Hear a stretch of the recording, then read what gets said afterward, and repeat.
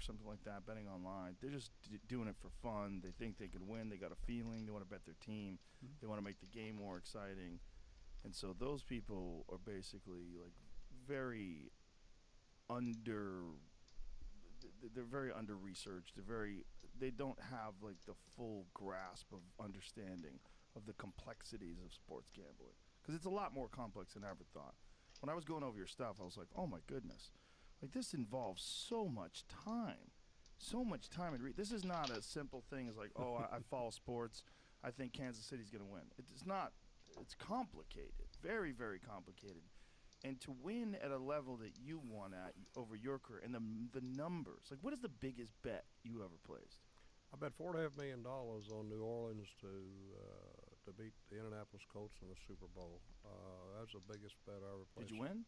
I did. I won it. I got lucky and I won it. You got lucky on that one? Well, yeah. I mean, anytime you win, I mean, I feel like I'm lucky. I mean, Joe, the world's made up of a lot of different kind of people, as we both know, and but no, I feel like anytime I win a bet, I got lucky. I mean, because there's, you know, I won a bet, and the reason I had such a big bet is what I do, Joe, is I make a line on a game myself. My prediction of what I feel like the differential should be. Independent of what the experts Completely say. independent. I don't even look at their line when I make my line. Really? No, That's high level shit. Well, that's all. That's all. I'm doing the same thing they're doing. Right. I mean, believe me, the principles that I'm following and making my line are the same principles that the handicapper is making. But it's Joe, it's kind of like baking a cake, you know. One guy might put a little bit more flour in than the other guy does, and so that's how we end up with different, lines, different numbers. So I make a line on each and every outcome of the sports that I'm involved And with. you betting this on the individual players, their overall career, what age they are, how they've been playing this season, who the coach is, all the different factors, whether or not there's in player disputes in between player. Like there's a lot of things to take into consideration. Again, I put it Yeah, all I in the did get book, the and you're tacits, right. There's thankfully. a lot of different factors that go into that. Some more important than others, but there's a lot of factors. Would have And been nice to get what the happens is God Sword, but did the not get the larger God the Sword. differential between the number they make and my opinion, the larger bet I make. There has to be a minimum of a certain amount of separation, or I won't make a bet. But the larger the difference is between my opinion and their opinion, the larger bet I make. So I'll just give you a rough example. Let's say the NFL, and let's say let's say I would have to have a minimum of say a point and a half differential from the line they make from the line I make. Yeah, A point thanks. and a half, 2 points. Well, that would I would Yeah, it's bet definitely 1 unit. nice having full Okay, bandos gear that would be now. the smallest bet I would make. Now I'm pretty much But just gonna do Slayer, I for each think, half until point, you would. Well, 95, I so guess. if I made the line on a game 6 and they had it 8, I would bet 1 unit. If they made it 8.5, I would bet 2 units. If they made it 9, I would bet 3 units. If they made it 9.5, I would bet 4 units. If they made it 10, I would bet 5 units. Well, the New Orleans game you asked me about, which I couldn't believe, is a Super Bowl game. And this type of year, we never get this kind of differential. But I had like a 7 point differential between the line I made and the line they made. Really? They made Indianapolis 7, and I thought the game should be You get pick'em. the Dragon full helm And yet? when I saw the line, I couldn't believe it. I went back. I said, well, maybe I made a mistake here. I went back, redid it. No, pick 'em.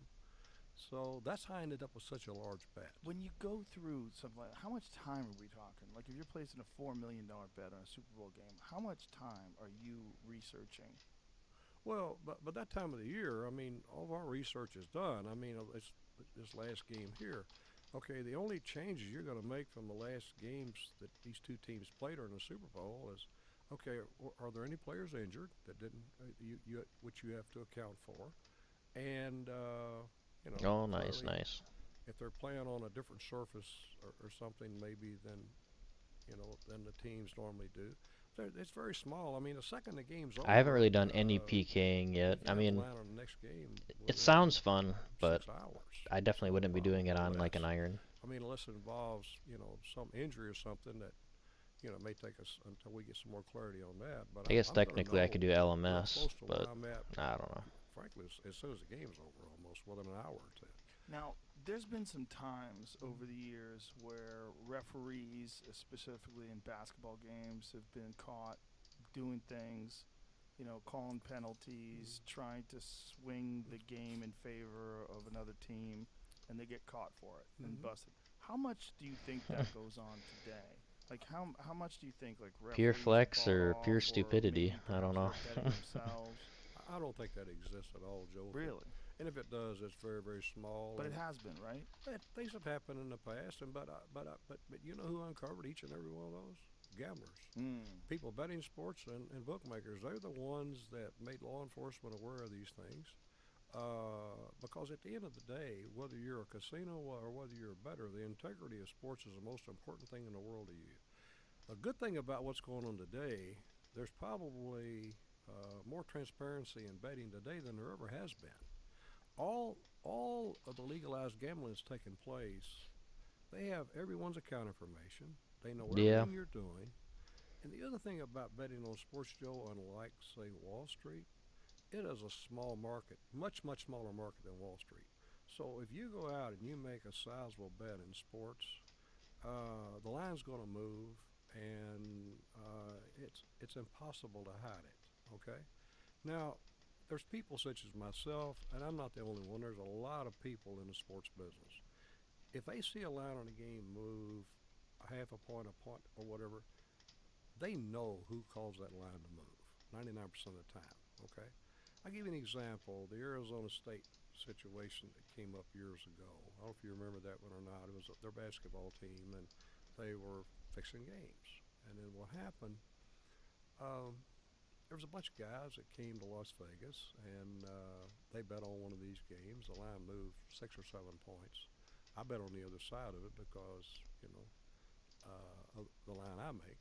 And of course, I had no idea that they were shaving points. And I lost the bet. Well, they came back to town a little bit later, and they brought 6, 7 guys, and they were going to all the different sports books, and they were betting, and the line moved 6 or 7 points again. Lines on games don't move 6 or 7 points. Well, the second time I didn't bet and sure enough, they won the game by like 20 again. They came back the third time, and by now I'm taping the games. I'm looking at the games. They came back the third time, and they did the same thing. Well, I called Steve Ducharme, who was the head of Game and Control for the Game and Control Board. He was the law enforcement part of Game and Control, and told him what was going on. And they dispatched some agents. They tried to get these people to talk to them. They left Las Vegas, went back to Arizona, and then later on, I think one of them got kind of caught up in a drug deal, and then it came out they were fixing games. And there were a couple of players that were intentionally thrown off, and they were fixing games, and that's how that scandal came out. You know, I guess. So it was exposed by gamblers. Oh, it's by gamblers, and how did you know that something? How did you know it wasn't just luck? Well, I mean, Joe, look, this would be like tracking an elephant in the snow. I mean, you got guys who no one's ever laid eyes on, and they come to Las Vegas and they bet on a game and they move it 6 or 7 points. You know, if you're a handicapper or you know anything at all about betting sports, if the line moves, you know,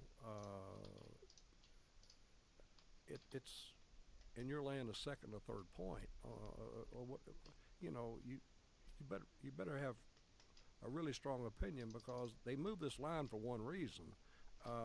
It's to make it a lot less appealing to the person betting on that team.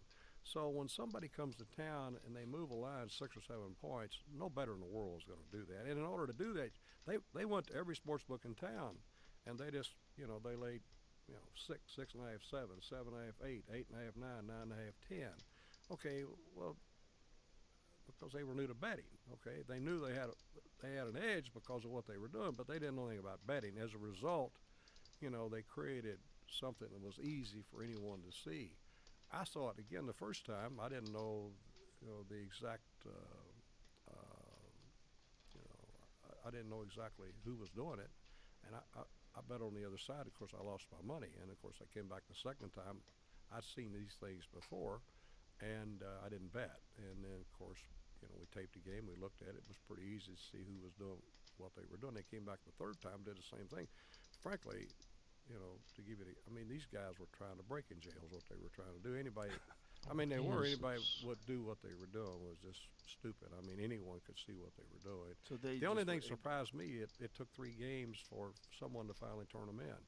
And sports books, I don't think ever turned them in. I mean, I called the Shar myself because, again, anything that involves the integrity of sports, they're affecting my business. If people get to where they don't trust betting on sports, then the limits are going to go down, and it's going to reduce my ability to be able to bet on sports. The other one, with the referee, the NFL referee, gamblers knew about that 8 months before he got busted by law enforcement. People quit betting on the games. really. Okay, well, sure. I mean, it wasn't They like just suspected that the no. calls Well, were bad. no. What happened? Anytime again, Joe, because the market's so small. Okay, think about the New York Stock Exchange, or think about Apple stock. You could buy $500 million worth of Apple stock, and the price on Apple stock would barely move. Okay, on a NFL, well, on an NBA basketball game, if you were to bet $250,000 on an NFL basketball game, it would probably move a point and a half, 2 points.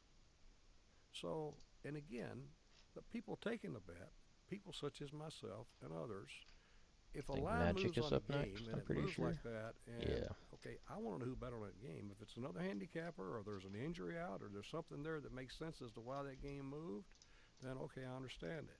But if there's some mysterious person that's betting a lot of money on a game that hasn't been doing this for a period of time, and then I'm looking at the outcome of a game that doesn't make sense, if I tape it and I see something that's out of the ordinary about the way the game's being officiated or some player's performance, it, this stuff is easy, Joe, to see. Mm. And you're not dealing with you're not dealing here with master criminals. You're dealing with people that frankly aren't very smart. And number one, they aren't very smart to be doing what they're doing, and the way they go about it, they're even, about, I don't know if you remember the thing years I was ago messing with my about fight waves. I mean, caves thing. It's kind of there nice when you was get like there it was highlighted to well, where you know it where was the an next NBA wave thing is. also.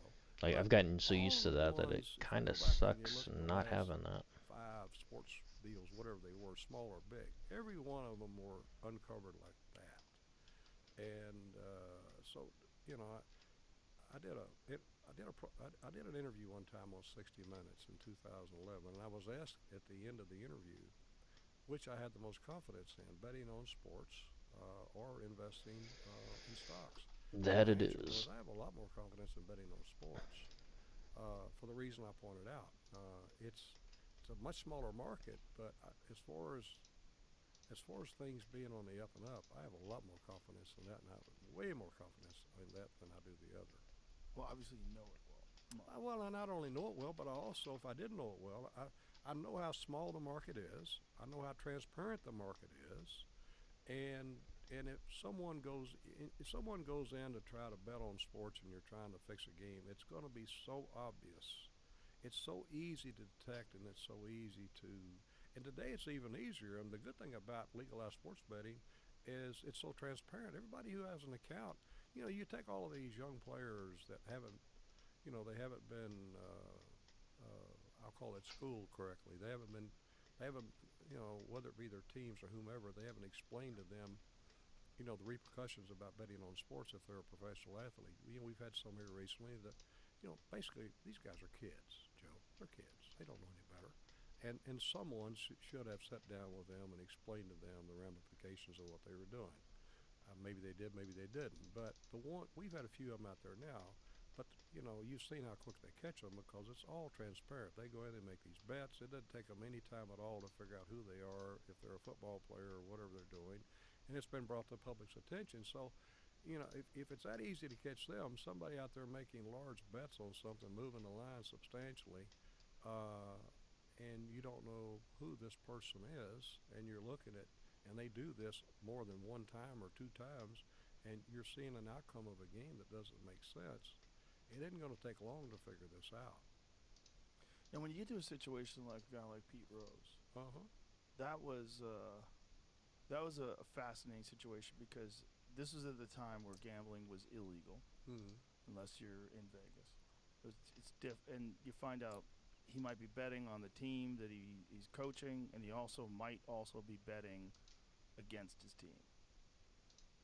I've never heard anyone ever say that Pete Rose bet against his team.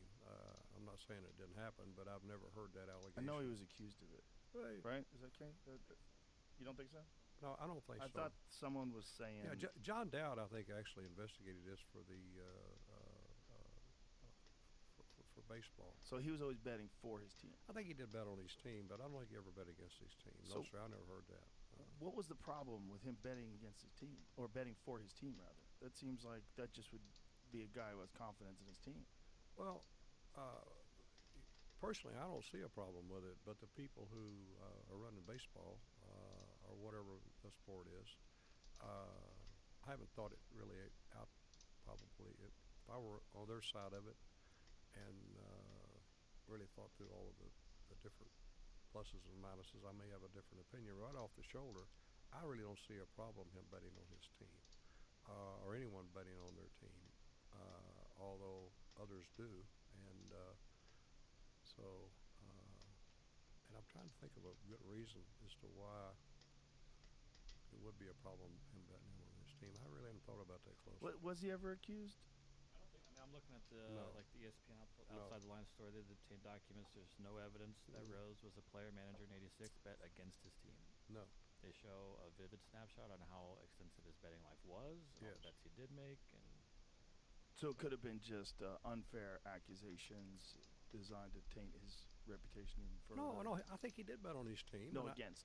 yeah, well, the if people that were anyone saying if against. anyone accused him of betting against his team, I think they're wrong because I never heard that, and I don't even think on the report that Mr. Dowd issued on behalf of the of Major League Baseball, I don't think there was ever any allegations in there that he bet on his team. But it seems kind of crazy, right? Wasn't he? He's removed from the Hall of Fame. Well, he never was in the Hall of Right, Fame, but he but his removed consideration, he's never been voted into the Hall of Fame for here that from reason. 2022, he's bringing up a point where there's a manager Mhm. or a player on the Rockies that signed an endorsement deal with Maxim Bet, and he said like if what he did was happening now, no one would ever think anything of Right. it. Yeah. Well, I don't know about that either because there was a young college player who's now I think a pro who was betting on his team, and I don't think the NFL or I don't think first of all I don't think I don't think they want you betting on sports period, but I don't think even betting on your own team, I don't think they want you to bet on your own team. Are you aware of the UFC betting scandal? No, sir, I'm not. So the UFC, there didn't used to be rules in terms of like I could bet if I wanted to. Anybody could bet on Mhm. fights. And what was going on was there was one trainer, and the allegations were that this trainer was involved in an online betting group, and he was letting these people in this online betting group know that one of the people that he was involved with was injured, Mm-hmm. and pretty significant injury. This guy winds up going out and fighting, loses in the first round, hurts Mhm. his knee, Yep. like throws a kick, blows his knee out. Mm-hmm. Apparently his knee was already hurt. Mhm. Then they find out that this guy had been doing this for quite a while, Mhm. or allegedly had been Yep. doing this for quite a while. Yep. And so then they pass this law now, or pass a rule with the UFC that no one can gamble. Mm. But I would imagine that fighting is probably the most difficult thing to get right in terms of to figure out a line. Is that, did you do any gambling on boxing or MMA fights? I haven't done any gambling on MMA fights. I had fighters in the past. I had 3 boxers, and in Las Vegas, and we trained at Johnny Taco's gym. Okay, Yeah, great gym. And one of my best friends in the world, Billy Baxter, he had fighters at the same time. He had better fighters than I did record-wise. He had Roger Mayweather, who became Black Mamba. Yeah, that's exactly right. And Jesse Reed was our trainer, and making prices on boxing, I didn't think was difficult at all. MMA, back to kind of what you're talking about there. Again, with the NFL, you're talking about transparency. I mean, if a player's injured, they have to report that. The team does, the league does, so the public knows that. uh, and they have regular reporting requirements, and then like before the NFL games every Sunday, an hour and a half before the games, they have to come out with a final report. So, uh, you know, uh, for whatever reason, uh, in boxing, I know when I had fighters that there wasn't a requirement to disclose that.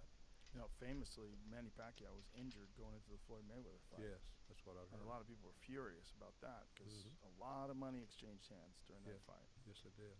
Yes, it did. So, the again, uh, not knowing as much as I would like to know before I make a comment on something. My only thinking is that you know a lot more about MMA fighting than I'll ever know. You and my friend Kevin Hawley. Uh, the it, would it make any sense to make that a requirement to disclose injuries? It would. Yeah, if you're dealing with gambling, it would. Unfortunately, though, then you would give your fighter, the other fighter, the opponent, a massive advantage. Mm. If you know this guy's got a knee injury, you're going to Mm. target that knee. If you Yeah. know this guy's got a hand injury, you're going to Right. know he can't punch. Right. Yeah, there's certain things that would change every aspect of your strategy for a fight if you found out that a fighter was injured. Mm. Especially if there's something that would prevent them from grappling, you would know they probably didn't do any grappling in camp, and so you'd go with a grappling heavy strategy. Just Yeah. grab a hold of him quickly, Mm-hmm. really force him to wrestle. If you know he's got a blown out knee and he can't really Right. adjust on the feet or shoot for takedowns or even Mm-hmm. defend them well, Yeah. yeah, you would definitely change things. And fighters hide injuries all the time. I mean, Dricus Duplessis, when he won against Robert Whitaker, he had a broken foot, and he beat one of the top guys in the world with a broken foot, and that's kind of crazy that fighters do that. But that's the type of human being you're dealing with, and they can win that way. Yeah. Like, it doesn't necessarily know just because you know that a guy's injured doesn't mean that this guy's going to lose. There's certain guys that they find a way to win no matter Mm-hmm. what. Right. And I would imagine that what I would the thing that would give me pause is scoring. Judges scoring is horrible. It's the Huh. worst part of the sport. It's so bad. It's so bad that maybe 10 to 20% of fights you'll have one card that's so off. You're like, what the fuck was that guy watching? It happens all the time. Huh. As commentators, we're just scratching our head. Like, how did he give it to the other guy? In what world? And I will go back and watch it again and see if I'm being biased. I'll watch it with the sound off. I'll just analyze all the positions and all the things that's happening and damage done and control the octagon and pushing the pace. I'll look at the volume. I'll look at the amount of strikes landed. And then I'll be like, how? How the fuck did that guy see it for the other person? It doesn't make any sense. And I always wonder if someone's on the take. I always wonder. Because I know that there was a case in Vegas where there was a woman who had given out very questionable decisions, like multiple questionable decisions. And the last one was so egregious that she kind of just went away. But I've always wondered if those people were on the take. Because Don King famously was a sneaky dude and did a lot of very, you know, very under the radar shit that was probably not good. And I would think that if you have a fighter and that fighter's working for you, you would definitely have relationships at the very least with these judges.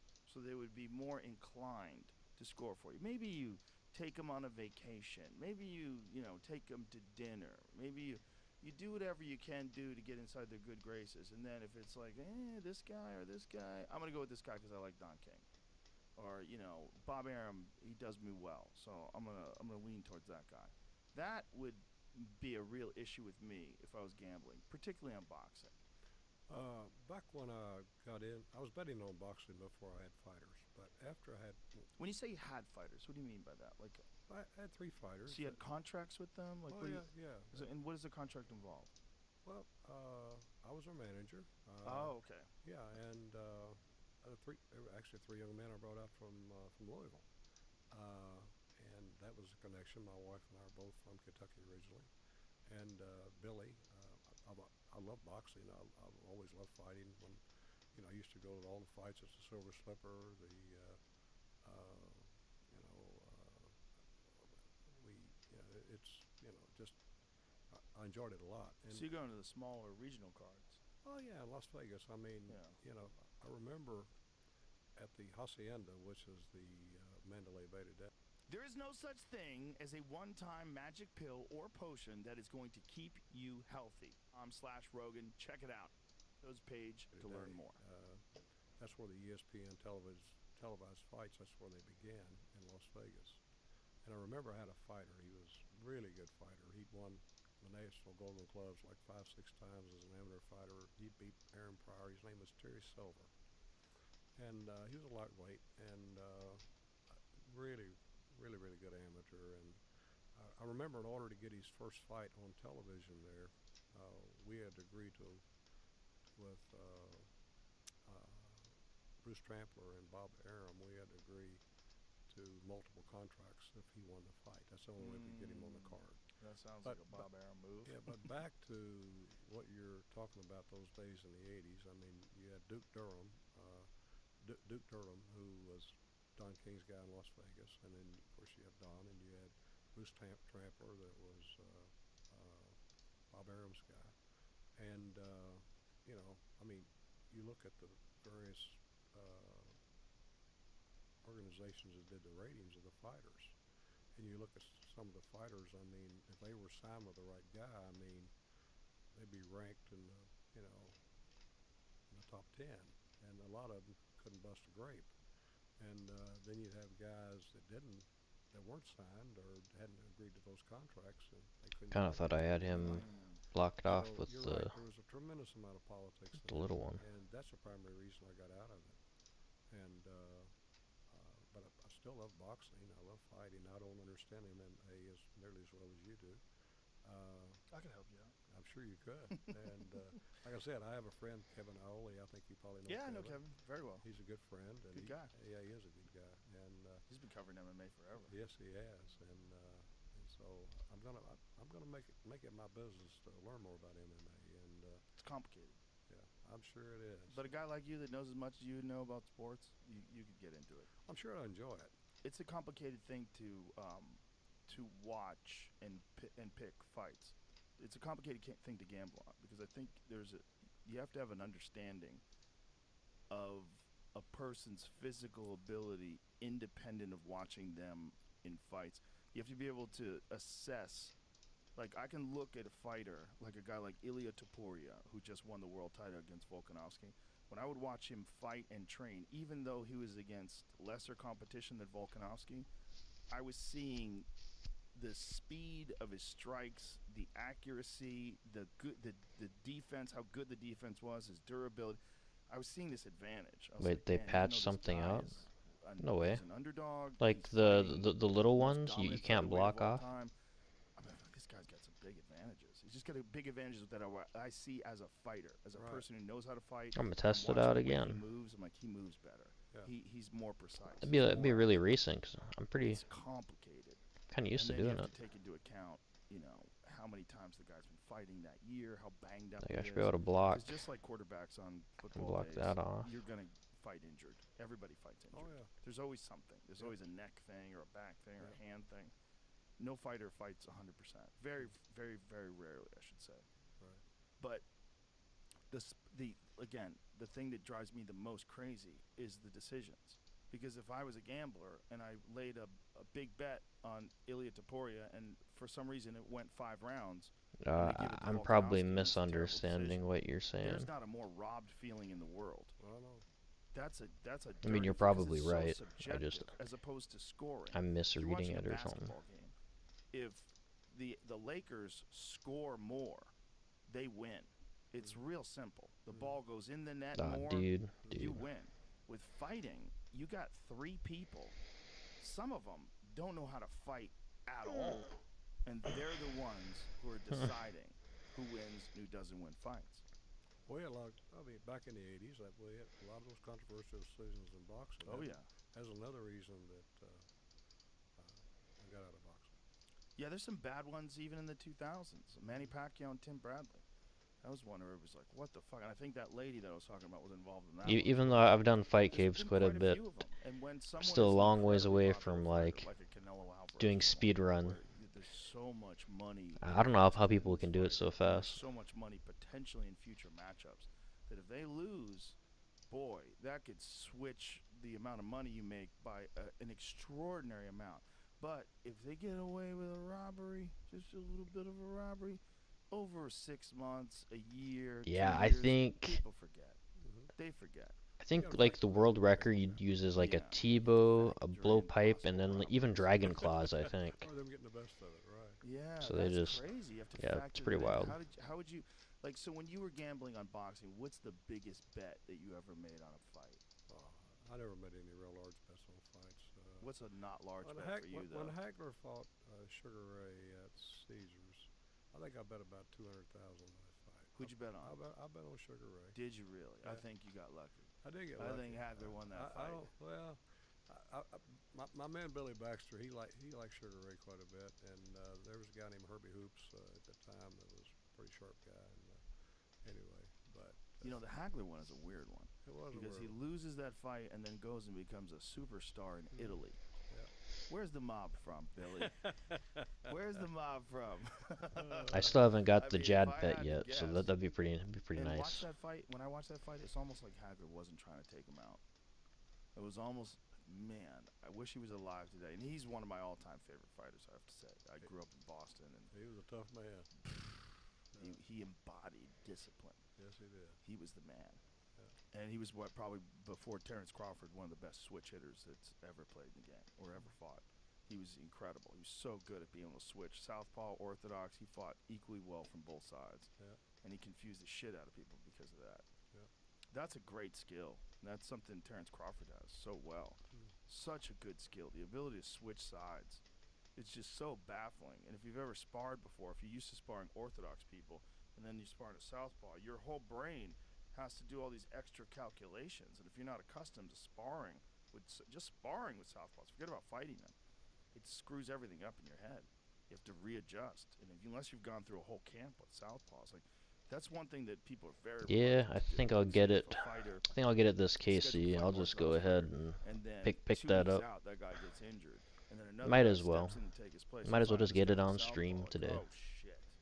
Like it's such a different strategy. Everything changes with your movement. You know you don't want to lead into the power hand, so instead of circling to the left, now you're circling to the right. Like there's a lot going on. Well, same thing goes with southpaw quarterbacks. I would Right imagine. oh Yeah. big difference. Oh yeah. Ball's coming from a totally different angle. Mhm. Yeah. Kind of And the tempted to try to tendencies are grind for that Just something else. Venator I bow. don't, I'm not a left-handed person, but I But have a theory about left-handed people. I think they just get better at things quicker. I can I see think it there's being something pretty about nice for left-handed people. Slayer. They see the way everybody's doing everything backwards, and so they have to see the way they do it. But and I then don't do it really their know way, and I think how there's much some of a sort grind advantage going to for that. that item is. Okay, well, I hadn't thought that one out yet, but Some of the best pool players are left-handed. yeah. There's a lot of like killer left-handed pool players. Mhm. There's a lot of killer left-handed fighters. You use it quite a bit. I know a lot of people that are left-handed. They just seem to have. There's like an extra thing that they have Mhm. that Orthodox people don't I have. hadn't thought about that one, but You don't take that into consideration when I hadn't, but I'm gonna go take a look at it.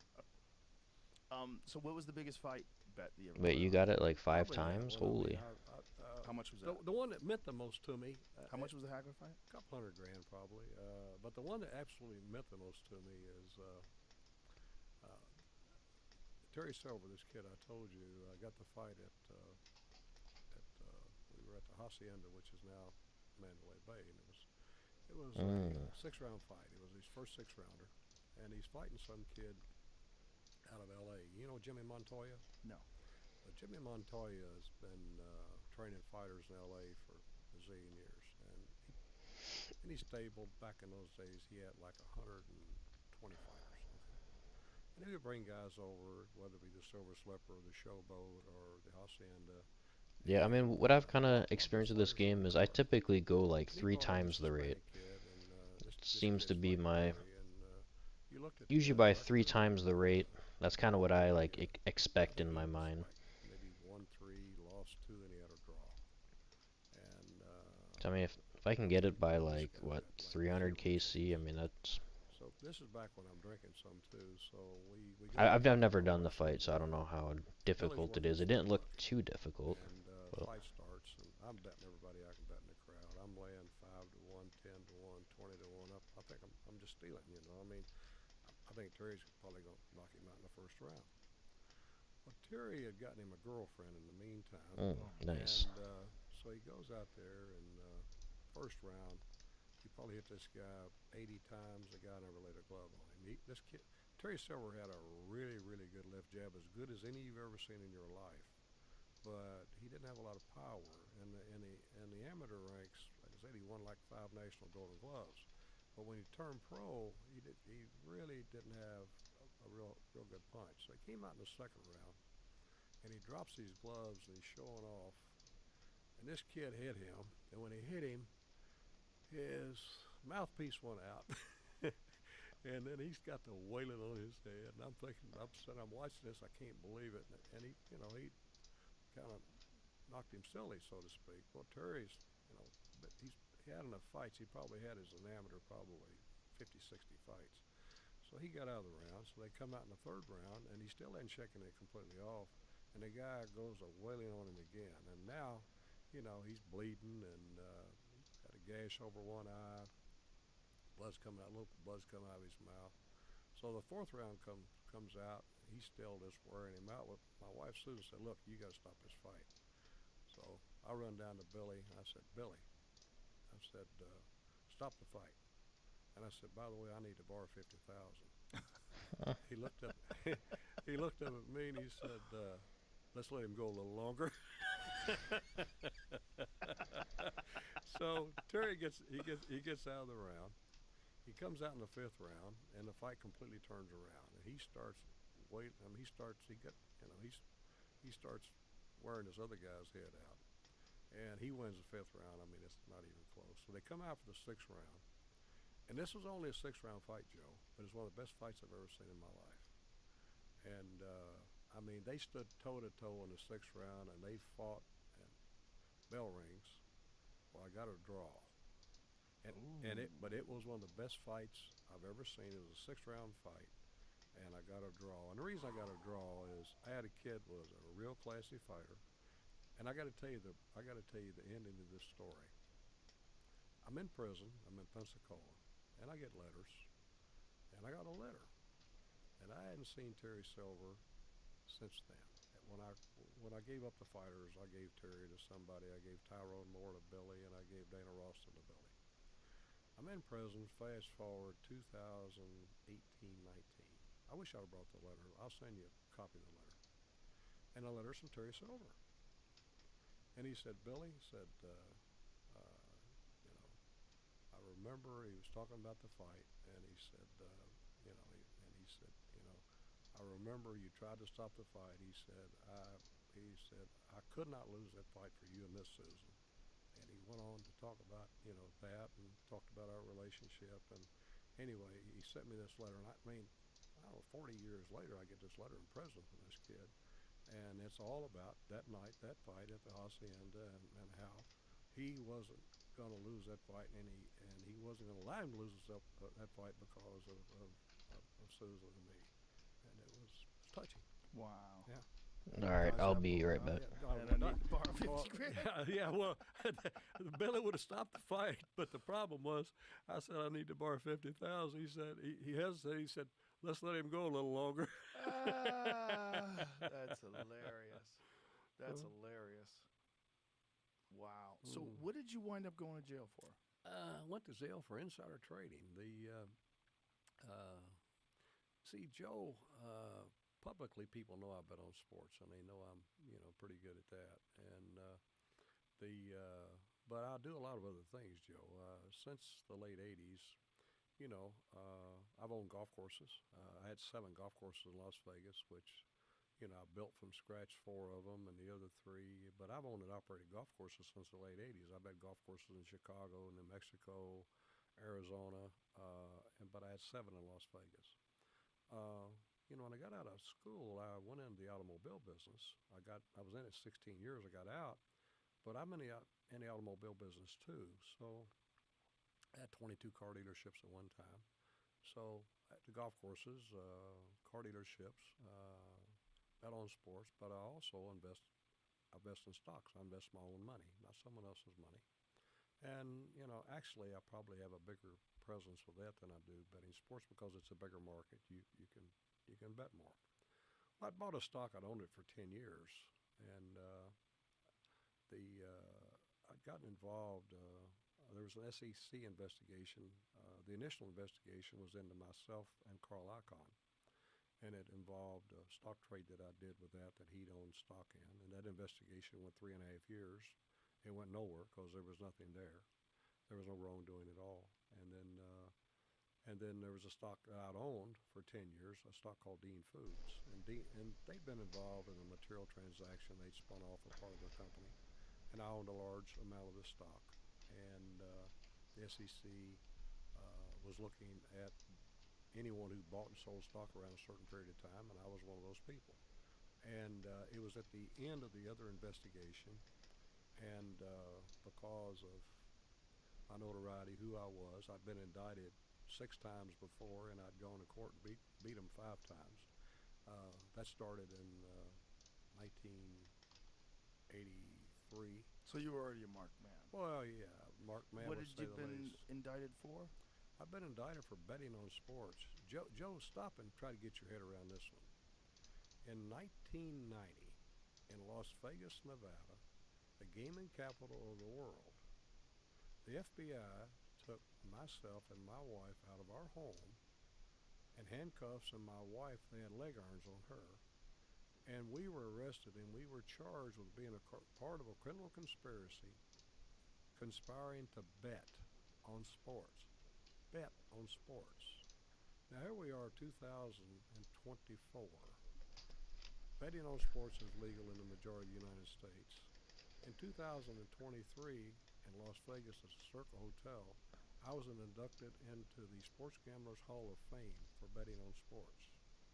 So, but in Oh, actually, 1990 oops, in I messed Las that up. Vegas, I Nevada, gotta do I was indicted that. along with my wife and charged with betting on sports. So, yeah, I'd gone to court a number of times. I'd beat them a number of times. Every one of the indictments were centered around my sports betting. That's what they were centered around, nothing more than less. But I was a sports bettor. So was sports betting illegal? What were the No, laws? Have you ever gotten undressed only to realize you were in front of an open window? How did that make you feel? Exposed? Vulnerable? Well, going online without using ExpressVPN is like being naked in front of a floor-to-ceiling window. That's because your internet provider can see and record everything you do online. Your internet provider like AT&T or Verizon can see every website you visit, and they're legally allowed to sell your browsing activity to third parties without your consent. But it's not just internet providers. If you're using Wi-Fi at work, at a hotel, Airbnb, or even at home, the owners of that Wi-Fi can also see everything you're up to. Imagine all those people getting a list of everything you've ever clicked on. Kind of worse than being naked in front of a window, isn't it?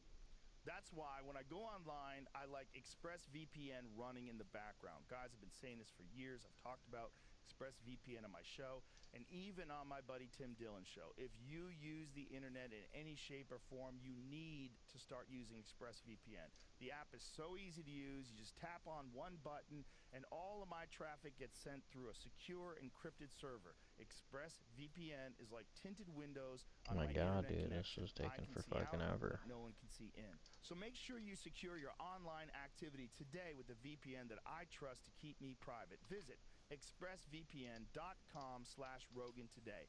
That's expressvpn.com/ROGAN. And you can get an extra 3 months free. expressvpn.com/Rogan. Tap the banner or visit this episode's page to learn more. Certainly wasn't illegal. No. No, not illegal at all. Wow. I was charged with being part of a criminal conspiracy, conspiring to bet on No matter how many sports, times I've done Jad, I always hitting stress. people in other states. It was ridiculous. I went to court. My wife and I Okay. were exonerated. So is it because it was legal in Vegas but not legal in other states? They tried And to then make we it that gambled way, it all but away. We went to court and the facts came out. We were exonerated on all the charges. There was one charge. The vote was 11-1 to acquit us. And come to find out, the one guy who voted against us hadn't told the truth in his interview to be on Damn. the jury. He was a former police officer, and So anyway, they chose Anyway. not to indict us. They dropped the case. It was over with. But we were exonerated on all the charges except the one charge, and we Yeah, let it no, go it on. was They quit us on that. it was a And you then I was not indicted lucky. 3 times after that for the same thing, betting on sports. It was thrown out of court every time. And then, so anyway, but what happens, what I realized through all of this, Joe, is the, the higher profile you have, the bigger target you become. Especially if you're someone who's beat them For a sure. number of For sure, times man. over a period of years, there becomes a vendetta. You're the guy that everybody wants to bring down. And then I'm involved in New York originally with a guy with Carl Icahn, one of the most successful in, investors in the history of the world. And that investigation went nowhere because there was nothing there. And then this issue came up with Dean Foods, and bottom line was there was a lot of motivation to get me to indict me, and that's exactly what happened. The five people involved in my case, 3 prosecutors, a supervisor, and the former U.S. attorney. 4 of them, as soon as my case was over, within a matter of months, held press conferences, and their claim to fame was they had sent me to prison. 3 of them have gone into private practice today. Their sole business is they represent people with white-collar crimes in the Southern District of New York. They bring them back over, and with the people that they worked with for years, and they cut deals. The 4th one ran for the U.S. Congress in New York. He's now a United States congressman. And the guy who was a former U.S. attorney, he is now working for a law firm representing people with white-collar crimes. So they went from what they were doing to these very high-paying jobs, making a Debating lot of if I want to money. do cave The cracking or other not. fellow is not involved in I that don't case. know. He's a congressman from New York. I don't know. So there's a lot of motivation for people on that side to send high-profile people to prison, and that's kind of how they get Mm, to the next rung on the I'm not list. feeling it. We're gonna skip. You know, the reason I wrote this book, Joe, is I started. I began to write this I book should in probably buy like 2010. Slayer rings or something. I think There's a there's. guy in Las Vegas. His name was Jack Sheehan. I'm pretty sure He's there's a big like a shot way player. to And we worked on add it for a while. Then I rings to decided the I wanted to helmet write the or book. something. Okay. Well, fast forward 2017. I Learn how walked to into craft federal your own prison Slayer in Pensacola, rings. Florida when I was 71 years old with a 5-year sentence, which could have easily been a life sentence. Uh, and while I was in prison, my daughter committed suicide. So I had to write this book. I had to write it for a number of reasons. I wanted to share my childhood that you and I went over a little Well, bit. let me just go ahead and try it, I guess. I want to help people because Damn. I Nope, don't well, care that who didn't you work. are, what part you're at in your life. We all have issues that we're dealing Nothing with. So I interesting wanted to share my happens. childhood, and then I wanted to Mm. share, you know, the addictions Alright. that I had when I was younger. I had an issue with alcohol. I got addicted to betting Where sports, can this thing and even then take later me? on in my life, as I became Cave more mature cracking. and I was able to overcome those things, you know, I got in business. I've been successful with that, and I've become a fairly successful sports bettor. So, and then I went to prison, which I had to share that experience because when I went into prison, there was only one positive thing that came out of that, Joe. I mentored around 2 dozen men. And some of these men have been in prison 20, 25 years. And it really opened my eyes. Hmm. You know, every Interesting. I time there haven't was a even really messed visitation around where with I the was in Slayer ring at prison, I all. had someone who So visited me. that's. 60% of the people in prison never get a visit. I'm so used to Many just of them having to never get a run there all visit. the time. I haven't even really Not a one of them bothered wanted with to it. go back to prison. But I spent a lot of one-on-one time with them, and the closer they would get to release, you know, the more apprehensive they became. I mean, tough guys, you know, tough guys, ripped guys who've been in prison 20, 25 years, they would become very emotional. They didn't want to go back to prison, but they Mm. knew they were probably going to come back to prison because they had no way to earn a living. The only thing they learned in prison was how to become a better criminal. And yeah, they were going to get out. While they were in the halfway house, they were going to get a job Oh, yeah, somewhere. maybe They that's could what I'm rent a little thinking of. wage. But as soon Yeah, as that yeah. was over, From they had to do something to feed their families. it's And a superior drop. they That's didn't right. have the job skill set. Yeah. So when I got out of prison, I knew I had to try to something about that. Okay, and so I got involved with Harry Reid when I originally got out of prison, former senator from Nevada, former, you know, majority leader, and I got involved with Harry because clearly Democrats are in power, and I wanted to put vocational schools in the federal prisons. And I was willing to put up some of my money initially to get it started. And unfortunately, Senator Reid he passed away before we were able to get anything done. Well, a former sheriff in Las Vegas, Bill Young, he told me, he said, Bill, he said, the best reentry program in the United States, it's in Las Vegas. He said, it's called Hope for Prisoners. I said, I never heard of it. He said, why don't you meet this guy that runs it? So there's a guy who runs it. His name is John Kind of Ponder. tempted to do a little bit of He's been in Warcraft, prison but himself twice. uh, He started his program I just in need, 2002. I'll probably just Released from beeline it prison to rate 95 Slayer 25%. as fast as I can. So, So, you know, being a leery guy, being a gambler, you know, there's a lot of people because looking for your money these days. dragon We all hunting know that. equipment is so But much I met with better. John Ponder, So, and let's see. became really impressed with him. But the more I learned about him and the program and what he's Mm, done, I got superly impressed. And so my wife and I got more involved. We made some financial assistance available, and let me they look were able something to up here. add to some of the things they were doing as far as, you know, teaching and stuff. This is an 18-month program these people are in, by the way. And the first thing they do, almost every one of these people have an issue with drugs. First thing they do is get them off of drugs. Second thing they do, they get them right with their families. You got to be right with your family. And that's the reason this program works so good. And every month, we have a graduation there. The graduation, Joe, is held at Metropolitan Police Headquarters in downtown Las Vegas. There's usually 50 to 75 police officers there. Come to find out, there's 200 police officers in Las Vegas Metro that are mentoring these people now. A typical graduation, you've got the mayor there, you've got the district attorney there, you've got a judge there, you've got the head of corrections for Nevada. Sometimes the governor's there if he's in town. And usually you got about 1,000 people there, friends, and you got a lot of mentors in the Las Vegas area that come. They come up and they receive their diplomas, and the second that's over, there's a job fair, and they all have jobs before they leave. And then in these graduations, they'll invariably always have someone who's been out of the program for a year or 2 years or 5 years. They'll come up and speak, and they'll talk about their life and how it changed their life. So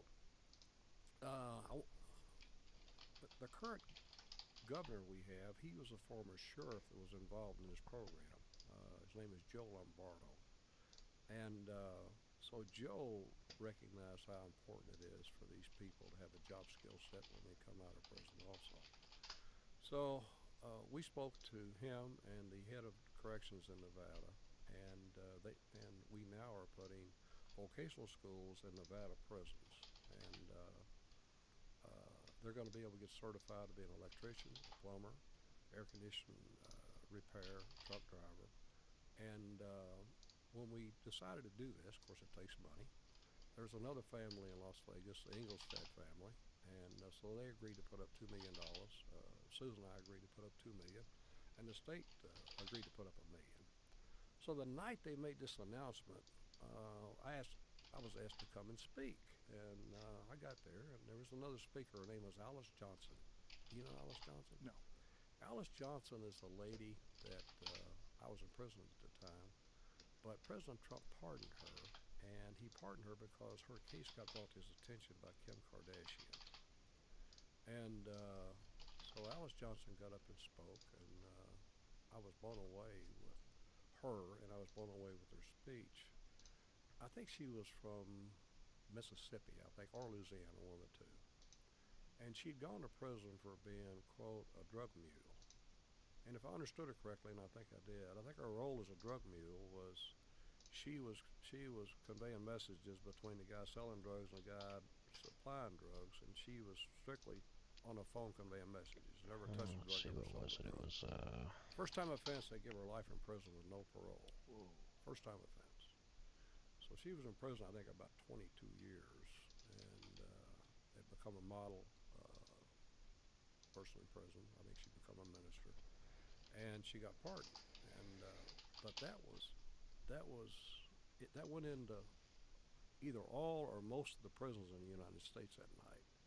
So we followed it up. We went out to Indian Springs State Prison in Nevada, and we walked in the gymnasium. I was there with John Ponder and myself, and there's, I don't know, 500, 600, 800 inmates there. And when we originally walked in, we started talking to them. You could kind of see, they were kind of disinterested. Some were listening, but most weren't. But when John got up and he got to talking about what we were going to do, you could see they started to get more interested. And when I got up there, I said, well, you guys are probably trying to figure out what this old gray-headed dude here is to talk to you about today. So I kind of explained to them while I was there what my background was, the fact that I've been in prison, and what we were going to do with the vocational schools. Well, Joe, when you got finished, you could hear a pin drop. And we started doing Q&A, and it seems like the questions went on forever. Finally, so the correctional officer said, they have to get back, and we had to end the Q&A. But now we have vocational schools in Nevada, prisons in Nevada, and it's just, to me, it's not only those men that I remembered, that I mentored. Okay, when they go home, a lot of them have families. They got 4 or 5 children.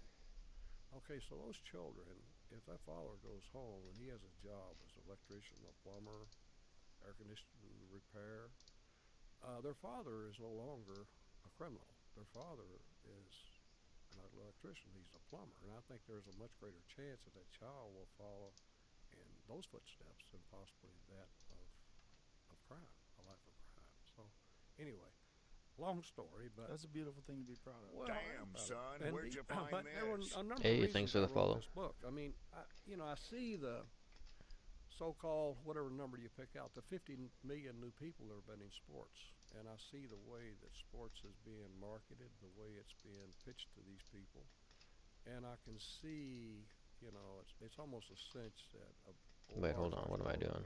are going to become addicted. So you said charging fire orbs that I'm If I just had been pitched on sports the way it's been pitched on going the sports wrong way. today with a phone, I mean, I got addicted without it. I can only imagine what it would have been with it. And then on top of it, there's no law whatsoever now that they have to disclose anything. So people are making bets on sports. They have no idea what the odds are they're laying or getting or anything else. There's no disclosure whatsoever. And then on top of that, they don't even understand the basics of sports betting. So I wanted to put that in the book. And by the way, Joe, you didn't ask me this. 100% of any money that comes out of this I book mean, goes to charity. yeah, Opportunity a Builders lot of in Las people will Vegas, do which is air an orbs because organization they're that works apparently a with little bit 110,000 faster, people. but you do have to go It into goes like to hopeful a prisoners, PvP and it area to goes do to an them, organization in which Louisville, Kentucky called Cedar Lake Lodge, I which avoid works with PvP mental areas. waste challenged people. That's beautiful. Yeah. That's really great that you're doing that, man. It really is. This case that they got you on insider trading, what was the allegation? What did they say that you'd done? Well, they said that a guy who was on the board at the time had passed me along non-public information, and I had taken that non-public information, and I had used it to trade on the stock, take advantage, unfair advantage, illegal advantage, and made money, and that was the allegation, and that's what I was convicted You of. don't Now, I mean, I if can you're give hurting you the for money background in charging fire details of it, orbs, Joe, and then if you I think buy your it daily was, battle stabs, even you though I can can high give elk it to those you for now, like you would find it fairly interesting. I think it's Well, this stock around has continued to rise, and 75K this fellow profit who per day. was on the board of So directors kind of adds up named after a Tom while. Davis. I recently met this guy in Dallas, Texas in like 2000. And I was trying to raise money. I was trying to buy American Golf and National Golf Properties. He was running Donaldson, Lufkin, and Jeanneret in Dallas at the time, which was an investment bank. And I went there to try to raise the money to buy these entities. And I didn't raise any money through him, but I hit it off with him. I liked the guy a lot. He played golf, and we knew some other people. He had a home in La Jolla at the time, and so we became friends. 2002, Donaldson, Lufkin, and Jeanneret got sold out,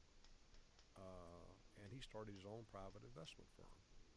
And then, he would call us on deals in Las Vegas, and we invested in some of the deals he called us on, and some of the deals we didn't invest in. This guy was a very prominent guy in Dallas. He owned part of the Dallas Stars. He owned part of the Texas Rangers. He was a member of Preston Trail Country Club. Uh, when he was in La Jolla, I played golf with him. I played a member guest with him one time at La Jolla Country Club. I had a lot of respect for this guy. And every time I was ever around this guy, he was the most buttoned-up guy that you could ever imagine. And didn't realize it at the time, and I don't think most people around him realized it. But I think he ended up with a real issue with alcohol, and it came out in court. It looked like he ended up with some sort of a uncontrollable issue, I think, with women too. And I think he lost all of his money gambling. And Yeah, I mean, it's happened great after he for lost a all his money daily. gambling. I mean, He was on it's a good board of crafting directors of a XP. I charity mean, in Dallas, and he'd actually embezzled some money from them to pay some of his gambling debts. Clearly, I was totally unaware of any of this, or I don't think yeah. anyone, most people, I mean, I anyone in fund Texas even knew about it. Miscellanea pretty much entirely just through buying those battle Well, what staves, happened and then is Dean about once a Foods, when I week got I'll go involved, through and charge up a bunch of for a orbs and while, then high alch them all, and they were made up of like 3 different I don't divisions. know. They had It's kind of what they satisfying. called I their don't know. regular milk division, which was the majority of their business, the majority of their revenue. Then they had an organic division called White Wave, and then they had another division that primarily sold products to institutions, say like McDonald's and long shelf type products. Well, during the years, people quit drinking a lot less milk. We'll call it fluid milk. And as a result, the fluid milk business was in decline. The organic business was growing leaps and bounds. Yeah, We sold miscellaneous is good. oat milk, different types of From milk. you have to look on the wiki, but I'm Well, the pretty stock sure traded putting your people in at a coal is a depressed price profit. because the Is like a majority net of profit for their mains revenue came or from like regular fluid accounts. milk, just regular old milk.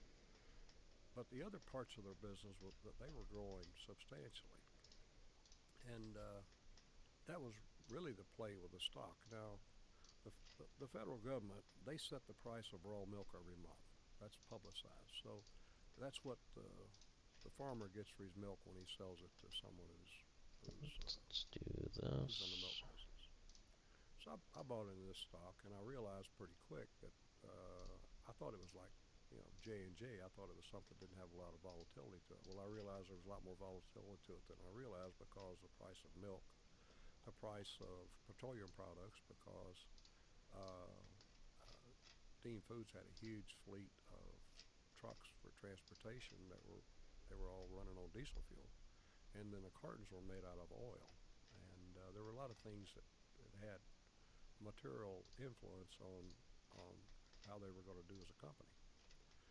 Well, in 2010, Dean Foods came out and publicly announced that they were looking at spinning off White Wave, the organic division. They hired a company to come in and do This an guy's got a assessment, rapier. and came back and said, well, the timing wasn't right for them to do it, but it was something they would certainly consider in the future if they felt like it was in the best interest of the company.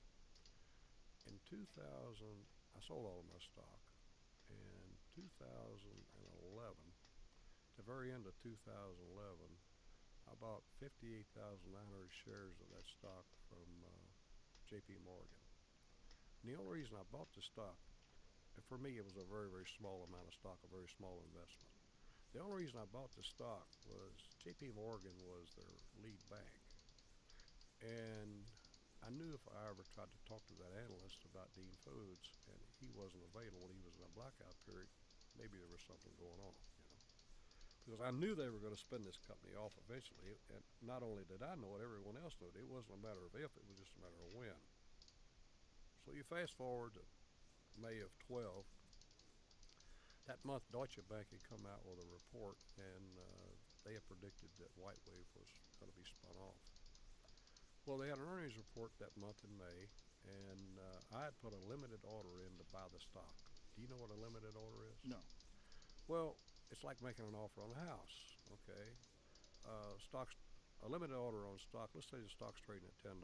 You call your broker up and you say, okay, Joe, I want to buy so many shares of Dean Foods stock, but I'm not paying any more than $10. If it goes past 10, I don't want any. But anything you buy for 10 or less, I want to buy this number of shares of stock. So I put a limited order in that day to buy that stock, and I didn't get it bought. I got half the stock bought because the price had gone up. Well, the next day they reported earnings, and they also announced that they were back considering to spin off White Wave stock. Stock went up about $1.20. I bought another 750,000 shares of stock and paid the additional $1.20. I didn't sell a share. That was in May. In June, didn't buy any stock. In July, there was a severe drought in the United States. Corn prices went through the ceiling, and when corn prices went up, the price of milk's going to go up because the farmer's got to feed his milk with corn, right? I And don't then on have top of that, mouse keys turned on. what happened when the corn prices went way up, the Dean Food stock price went way down, and I had a loss on the stock at that time I had a paper loss of, I don't know, $3, $4, $5 million. Well, when they did that, I went back in and I bought another, say, 1.5 million shares of the stock, which was consistent with what I've done with every stock I've ever owned almost. If I buy a stock, price goes down, I'm going to buy more of that stock to average the price out, especially if I feel like the stock is really undervalued. And the only reason Dean Food stock had gone down was because of this drought, and the corn prices had gone up. Both those things were temporary. Droughts don't last forever, and I knew as soon as the drought normalized itself, the stock would go back up regardless. But on top of that, Dean Foods had announced that they were considering spinning off White Wave stock. This was the second time publicly that they had done this. Okay, because in 2010, they did it. They did a study. Now this is 2012. So in August, when they reported earnings, they confirmed we're going to spin off White Wave stock. Stock goes up about $4.50 a share. I didn't sell a share, Joe. I bought another 1 million shares. I paid an additional $4.50 a share. Now, from that August until the following February of the next year, every time Dean Food stock would go down, I would buy more of it. Okay? So now we get to February of 2013, and I own 5,300,000 shares of the stock. Well, I wanted to buy a home in Palm Desert, so I bought a home at a place called Bighorn Country Club. I sold 1 million shares of the stock to pay for the house, and I kept 4,300,000 shares. 2 weeks later, Dean Foods reported earnings, and the earnings were bad. The stock went down $2. That was one of the charges of insider trading they charged me with, Joe. They said that I had prior knowledge that the earnings were going to be bad. I avoided a $2 million loss on 1 million shares of stock that I sold. But I lost $8.6 million on the stock I kept. So does that make sense to you? If you're trading on insider trading, I would only sold 1 million shares of it. I mean, why wouldn't I sell it all, That was one of the charges. But anyway, fast forward. How did they try to prove that you had insider Well, information? I'm going to get around Okay. to that. I'm a slow storyteller, No but, worries, I like it. but I'm thorough.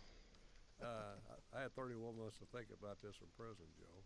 So anyway, fast forward to the following August, which was a year after they had announced publicly they were going to do this. I kept my 4,300,000 shares, and then the following August, when they finally spun it off, is when I sold the balance of my stock. So they did the investigation, and what happens anytime there's a material transaction with a publicly traded company, the SEC, they'll send out a list of people who've bought or sold significant amounts of stock to the boards of directors, and they'll ask them, do you know this person?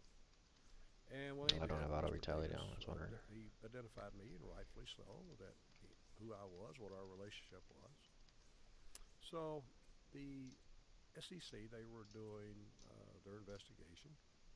And then after the case in New York when Mr. Alcott and I went away, there was nothing there, this Dean Foods thing came up. And I didn't realize it at the time, but Tom Davis had gotten involved in some pretty bad things.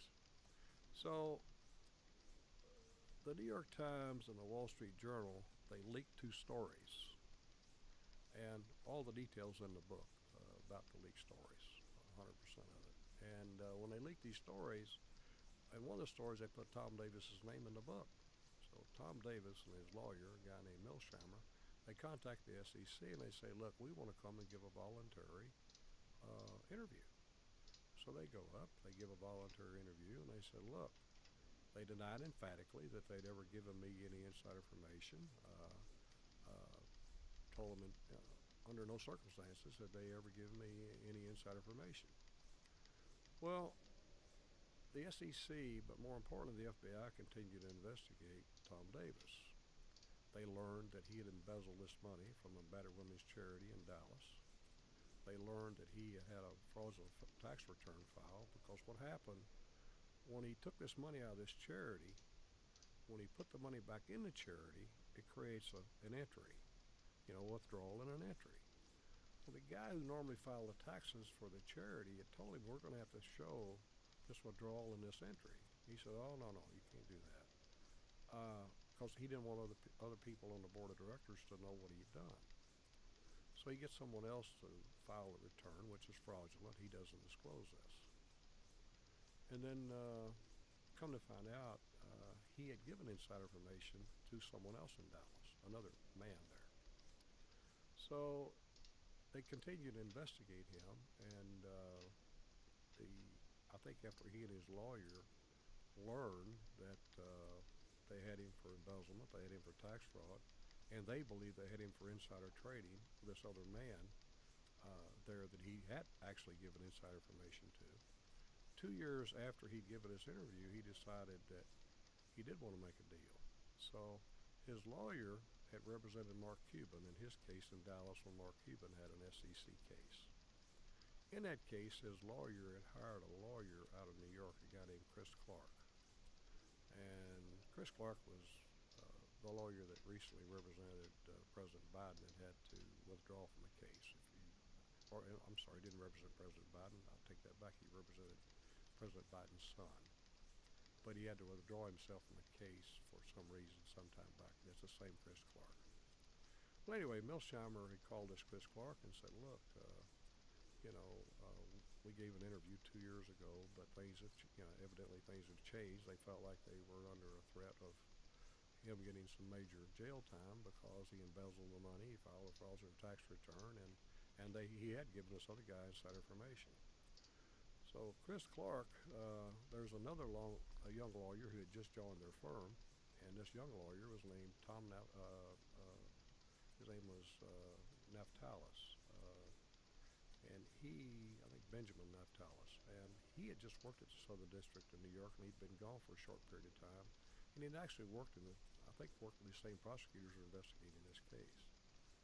So Tom Davis and Milsheimer, they end up retaining Chris Clark and this Benjamin Naftalis to represent them. So they go up there and decide they're going to make a deal with the government. In return, the government, they're not going to, they're not going to push for him to go spend any time in prison. So do you know what a proffer is? No. Okay, I didn't know what one was either until this case came up. What a proffer is, Joe, if you meet with prosecutors or you meet with the FBI and you decide you're going to tell them something about someone else, that's called a proffer. You're going to tell them everything you know. It has to be truthful. And the reason for a proffer is once you tell them, then they'll decide. Damn, okay, son, where'd you Hey, find thanks this? for the follow. We're willing to do for you. Well, Davis went to have these proffer sessions with the FBI and the prosecutors in pertaining to me. If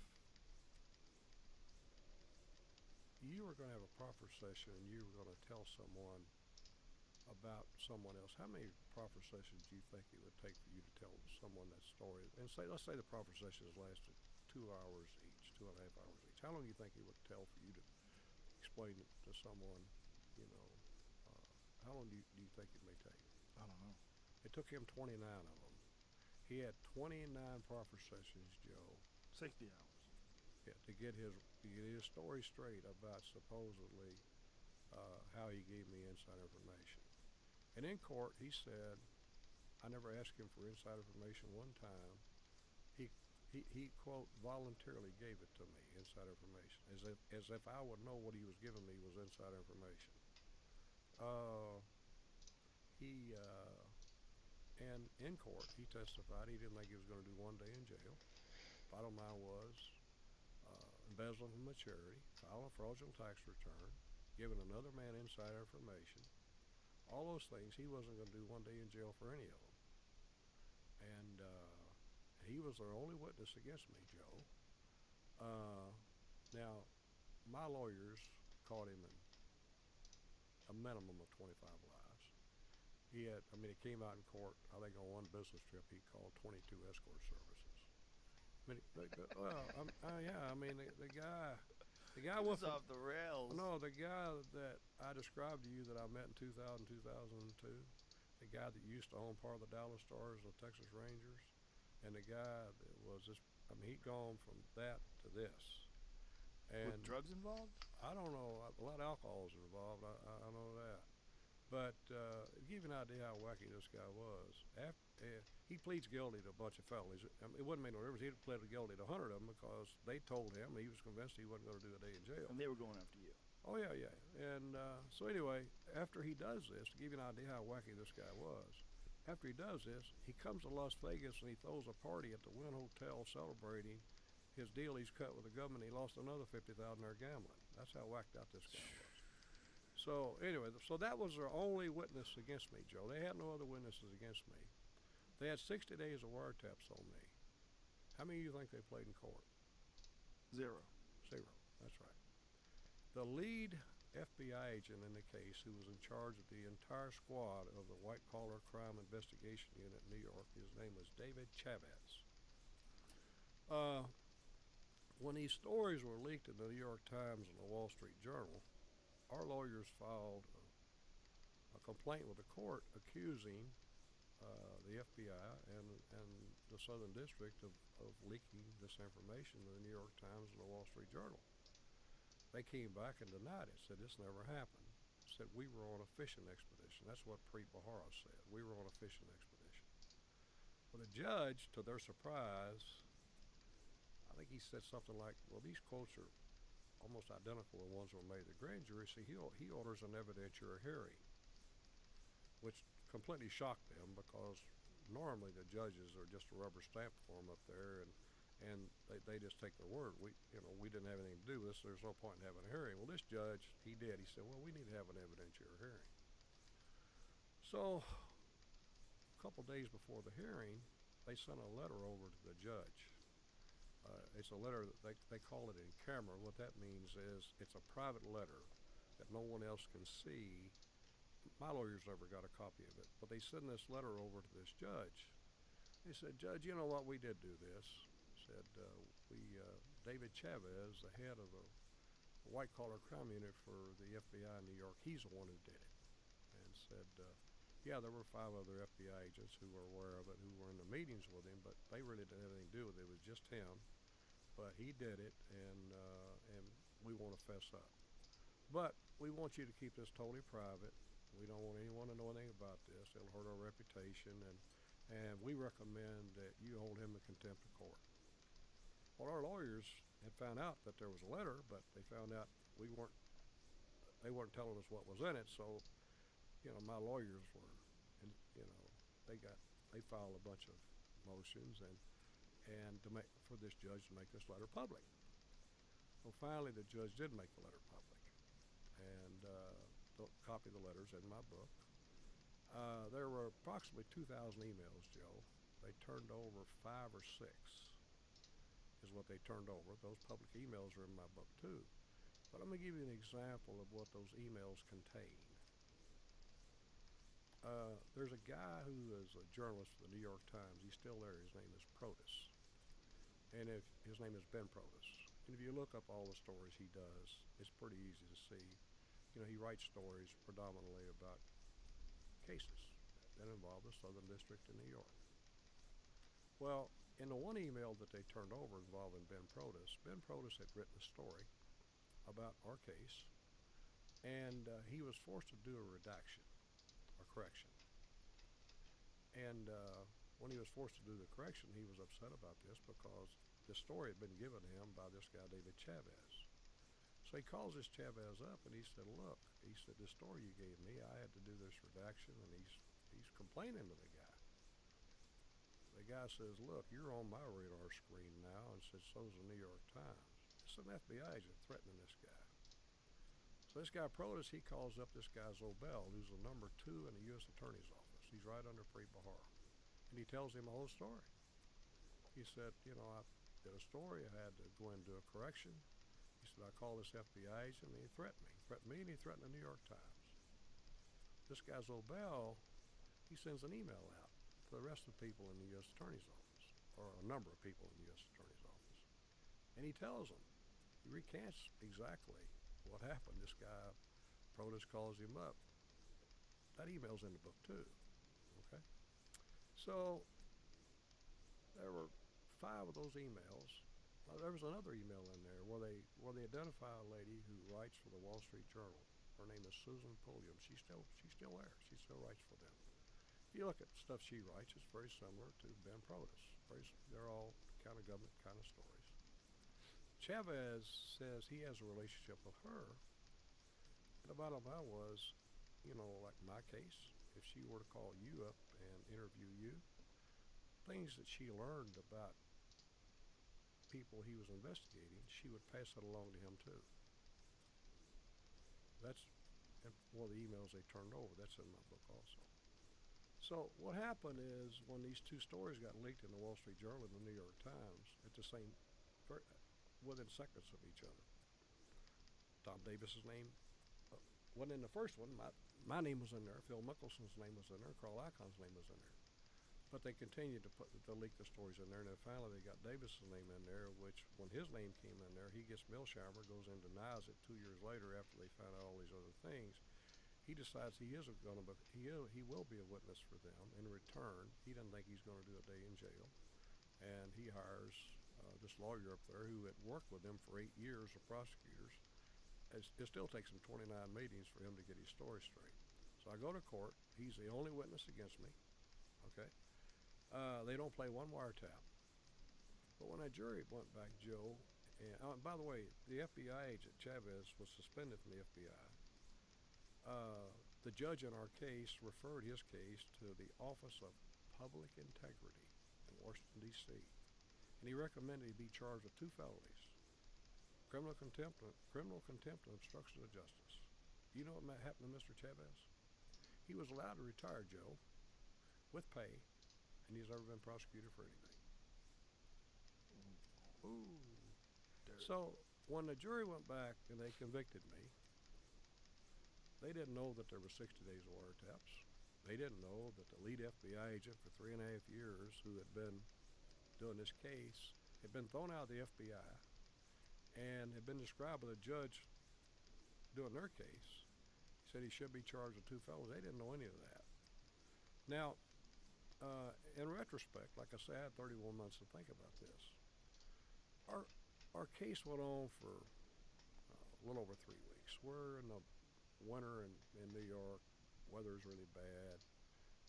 They stopped the trial 15, 20 times. The jury, they were sleeping, and one guy snoring so loud, the judge stopped the trial. So they'd already completely lost interest. And the case is about insider trading. I mean, a lot of people don't understand stock trading, Joe. And, they got cross-eyed up there with the lawyer showing them graphs and all these type things. And the one guy on the jury had said, the next week he was going to have to leave. He couldn't stay on the jury any longer. He was going to go on a trip. So after the prosecution had wrapped their case up, I had to make a decision whether I was going to testify or not. My lawyer said, look, nobody can believe this guy, Tom Davis. And he said, there's no way they can convict you if they can't believe Tom Davis. And we had 23 witnesses prepared to testify. And we talked about it, and the lawyer said, it's strictly your decision. He said, we're just telling you, we don't think that there's any way they can convict you if you don't testify. So we ended up putting 5 witnesses on. We put on three stockbrokers that I did business with, the controller from our company, and and a pilot who had flown me. And he was on there for one reason. There was an allegation I was in Texas at a certain time and I wasn't, and we proved I wasn't. Anyway, we rested our case, and big mistake. I should have testified. We should have put the other people on, regardless of whether the jury, was bored or whether they wasn't, or whether the guy was going to leave or whether he wasn't. And the other thing that was another reason that I got convicted, and I'll go to my grave believing this. Phil Mickelson was supposed to come and testify. He told me he would. Phil Mickelson got involved in this case. It was really another screwy deal. And I wrote about it in a book, and I only wrote about it in a book because there was no way to tell the story unless I explained my relationship with him. But he'd bought stock in this company too. And when the SEC attempted to interview him, he took the Fifth Amendment. And when I learned he took the Fifth Amendment, I said, what in the hell are you doing? Just tell the truth. I didn't realize it, but he was involved in another investigation, a money laundering investigation, that had been going on for a year that had nothing to do with me, and he was afraid to testify with the SEC because he was concerned they would ask him questions about this money laundering case. Now, he had already given interviews to the FBI, and he'd emphatically denied that I'd ever given him any inside information. How do I know that? I got a copy of the interviews. That's another thing, Joe. If someone does an interview with the FBI and they tell them something that ends up getting you in trouble, or you end up getting indicted for that, you never get to see any of that as part of discovery. But if you tell them something that basically proves a guy's innocent, you get indicted. They have to give you a copy of that. It's called Brady material. Well, I got a copy of the interviews. I know exactly what he told the FBI. And the same thing he told me he told them. And, well, the prosecutors weren't about to call him because they knew what he was going to say. He told me he would come and testify. In the 11th hour, he changes his mind. He says his lawyers told him not to come and testify. Well, these stories that got leaked in the paper early on with him, myself, and Carl Icahn, everybody in the world had read these stories about Phil Mickelson, myself, etc. Everybody read that Phil Mickelson had given $1 million back he'd made in a stock trade. Well, if you're don't know anything about this case, and you see someone who's being investigated for insider trading, two people, you see one guy give $1 million back, there's only two conclusions you can come to. Either he's innocent, he gave the $1 million back, or he bought his way out, one of the two. But regardless, it makes the other guy look guilty as hell, the guy who supposedly gave him inside information, because why in the hell would a guy give $1 million back on a stock trade if he didn't do something wrong or he wasn't buying his way out? Right. That's what the average guy thinks, right? That's Right. what I would think. Right. Well, what they didn't realize was he gave this money back. This money laundering case that he was involved in, he miraculously gets dropped out of that. The guy that he wired the money to went to federal prison too. Yeah. So all of that's in the book. That's the reason I had to write the book, Joe. I mean, the only reason he's in my book, he's in 2 chapters of 28. I couldn't have written a book and told this story without writing my relationship in there with him. The only thing I wrote in there was what I had to write in there. I mean, there are a lot of things, that I didn't put in there, and I'm not going to put in there. I only put the stuff in there that involved our betting relationship, our friendship, and this issue with the SEC. Nothing more, nothing less. Anything else involving him or his personal life, it's not in the book, and I would have never put it in the book. So that's the component, about myself and him, and about the Southern District, about my indictment. And the only way I could have told a story is write a book. Armageddon, when I decided to write this book, I have a fellow who works with me, advises me on a lot of things. The guy's got a lot of expertise in these areas. His name is Glenn Bunting. And Glenn recommended Armageddon to me. And Armin worked with 60 Minutes for 8 years. He was a correspondent there. He was with CBS Sports, I think, for like 12 years. He's a highly, highly well-known, extremely respected journalist. He'd done 12 books. He won 12 Emmy Awards. He did the book on Tiger Woods. So I wanted Armin, involved in this because I had to tell this story about my prosecution about the Southern District of New York. I had to tell the story about the involvement of the New York Times, the Wall Street Journal, but I had to have someone who could write that story who was a former investigative reporter, and Armin is one of the absolute best in the world, but someone who no one would question their credibility. And Armin and Glenn Bunning and our team did a magnificent job in helping me tell that part of the story. You know, the rest of the book, you know, pretty much it's in my words. I mean, I wrote the vast majority of the other, but I worked with a lot of great people in the book. I worked again, Armin Catan. I can't say enough good things about Armin, but Armin in explaining this story along with Glenn Bunting of the Southern District. You'd have to understand Glenn Bunting's background too. Here are two people who worked at the highest levels of journalism, but they've also worked with the government and prosecutors. I mean, they work and they know this business inside and out. And you could ask either one. They were in disbelief of what the facts were until they confirmed what the facts were. And Armin, I think if I'm quoting Armin correctly, said, "I've never seen anything like this." It sounds so dirty. Yeah, well, it was. What is that like? You've given up 31 months of your life or something so gross. Well, Joe, 31 months of your life when you're 71 years old, which very easily could have been a life sentence. Yeah. It was rough. I mean, I left my wife at the time. We've been married. This is our 48th year of marriage, but you know, I left her, said goodbye, and I walked into a federal prison, and I was like. And you didn't know if you were ever getting out. I didn't know I was ever getting out because, again, my age. You Right. know. Also, it's fucking dangerous. Yeah, it is dangerous, and I was in this is another misnomer, Joe. You know, and this is one of the biggest misnomers there is, and this is the reason I love you and I love your show, because you get a chance here to tell your story. You know, we're not in sound bites, and we're not, you know, it's not some BS orchestrated story out there. You know, I went to Pensacola prison, and I'd hired a prison consultant, and I was looking for some place I could go to that my wife could communicate, you know, not communicate, could commute to reasonably. And while I was in prison, she was in Kentucky the majority of the time, so it wasn't a bad commute for her. But they also had a program there. It's called RDAP. It's alcohol. If you've had issues with alcohol in the past and you qualify for this program, you go through it, you get a year from your sentence. So I thought I could possibly qualify for that. Well, I go there, and there had been a story written about this prison like in 2008. I think it was written by either Barbara Walters or someone like Barbara. And they described this prison as like a country club. And it had swimming pools, and the people could play golf. And anyway, well, I'm going to tell you the place that I went to, okay?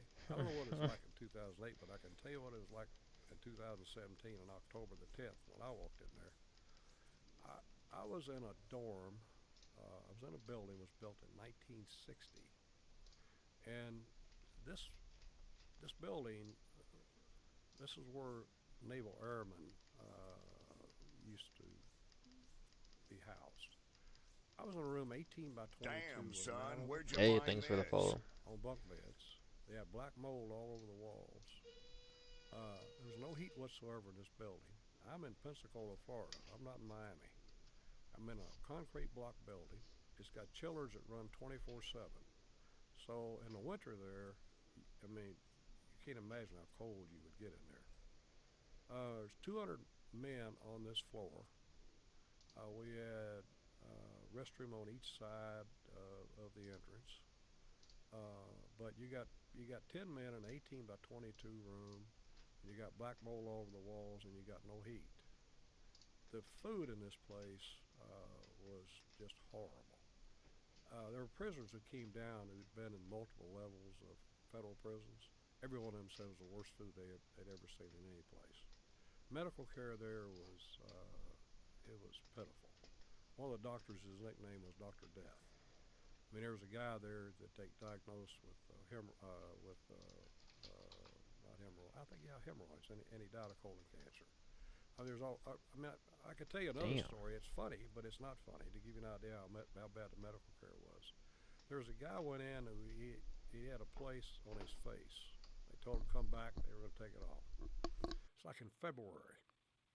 Guy goes back in. This Dr. Death takes a big thing off the other side of his face, the wrong side. He gets up and the guy, he wishes him Merry Christmas on the way out. Now we're in the middle of February. The guy put a big hole in the complete wrong side of his face, left the other face. That was one of the doctors who was there. So I got the flu when I first went in there, and I'm really sick. I mean, really, really sick.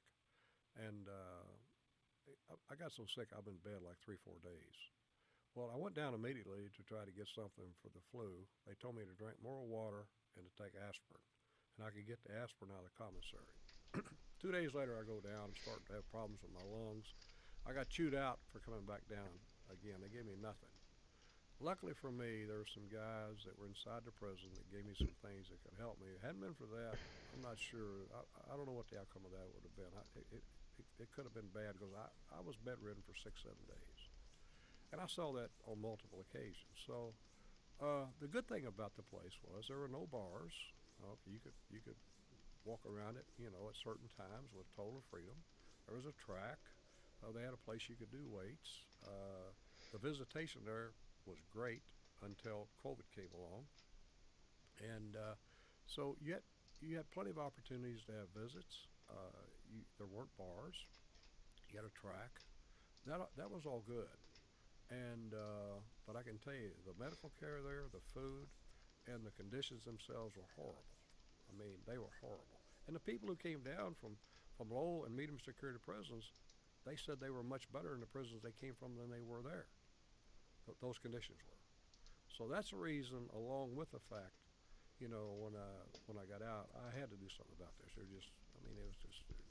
But that's a story that isn't being told. It's like I saw some guy the other day got sentenced to Pensacola, and I saw the story that some lazy journalist just rewrote something they read that somebody else put in there 2 or 3 or 4 years ago that isn't accurate. And they describe this place as being some kind of country club. You think it's a country club, partner, you go down there and check in. And you go over there and get you some of those boots that you're forced to wear. That are seconds that are made in China. I got a pair of boots when I got there. The second day, I had lost a toenail. Luckily for me, at the time, there was a doctor there, and I went and saw this doctor, and he gave me some shoes that had softer soles. From what I understand, they've eliminated those today. You have to wear the boots that they give you there now. They're steel-toed boots, and they're not even good ones. Like I say, the majority of them don't even fit the people. How do I know that? I worked in the laundry myself, and I was the one over there issuing that stuff. And I went to the head of the place. And I said, "Look, these things are horrible. People are coming back. Their feet are bleeding and everything else." Finally, they changed them out, and they got some that did fit better. But I mean, it's just anyway. It is what it is. But look, prison isn't supposed to be. It's supposed to be a punishment to a certain degree. And it's supposed to be a detriment, and there's no question about that. And you're not supposed to go to some country club, but you should be able to go to some place where you don't have to sleep next to black mold. And if you do have a medical issue, and you truly do have the flu, and it's diagnosed by the flu by them, that you get something to treat the flu. Just the fact that you gave up 31 months of your life, the fact you had to go to that place, and that now you know all the actual details of the case. You know all the stuff that was withheld. That's got to be a tough pill to swallow. I mean, that would make me very bitter.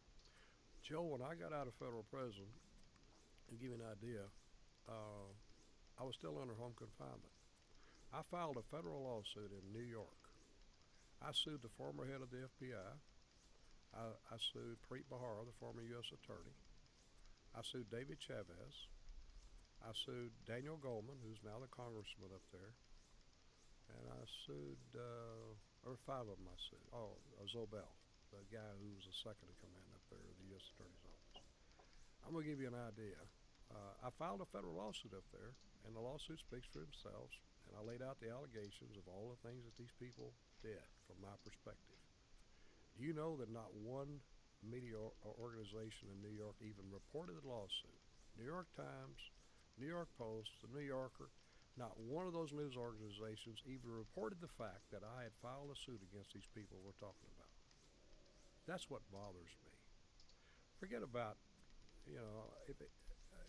I mean, if somebody files, I don't care what kind of what the suit is or what the allegations are. I mean, It's news. it's news. Yeah. They, I filed this suit. It's in federal court for 8 months. Their only answer was the statute of limitations ran out. After 8 months, the judge threw it out. I would have had to file this federal lawsuit while I was in federal prison under federal custody in order for me to have filed it within the time of the statute of limitations. But the fact that it didn't even get reported that I filed a suit and made these allegations, that's what puts a chill into me. Yeah. How can that happen? Because it's dirty. Yep. Yeah. They all have relationships. How did those lawsuits, all the lawsuits that you filed, how'd they pan out? Well, the one I filed against them got threw out because the statute of limitations had ran Right. out, and that was really the only suit that I filed. It was the only suit I could file. So there's no recourse, No, there's no recourse. No. which is unbelievable. Yeah. Well, another thing, Joe. After I was convicted, once you're convicted in the federal system, there's a department. I forget what the name of it is, but they work for the courts. You go meet, and this lady's name was Rebecca Dawson. I won't forget her name. You go up, you spend a day. They interview you. They get all your background, and they go back, check your background out extensively, and then they turn that over to the judge with a recommendation, their recommendation. Okay, after they had interviewed me, they had thoroughly investigated my background. The recommendation to the judge was to give me a year and a day and a $10 million fine. The judge gave me 5 years, and I paid in fines and restitution $45 million. On top of that, Joe, I was ordered to pay another $9 million for Tom Davis's legal fees, the guy who testified against me. Dean Foods, for some unexplainable reason, first part of it I understand, the second part I don't understand at all. When he originally got his attorney, they were paying his legal fees because he was on a board of directors. That part I understand.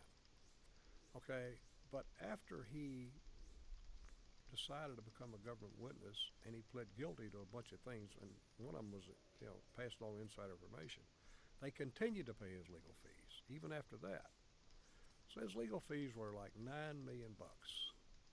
So they got a law firm, came forward, filed a thing, and the judge ordered me and Tom Davis to reimburse Dean Foods for $9 million. Because this guy, he's not going to give him any money. I paid the entire $9 million, right? So the Supreme Court comes along later on, and they rule that a portion of those fees they weren't entitled to. So they have to refund me the portion of those fees. What do you think happened there? Dean Foods goes bankrupt. I got stiff from them too. I never got a nickel of my money back. So I'm glad you can laugh. well, Joe, you got two choices. This I wanted to tell a story. Damn, look, son, where'd you Hey, find thanks this? for the follow. A lot of people go through this. They get out of prison. They say, "Look, man, I just want it over with. I don't want to have a reoccurring problem with so and so and so and so." Who wants to piss off powerful people? Right. Okay. I couldn't. I'm not cut out of that cloth, partner.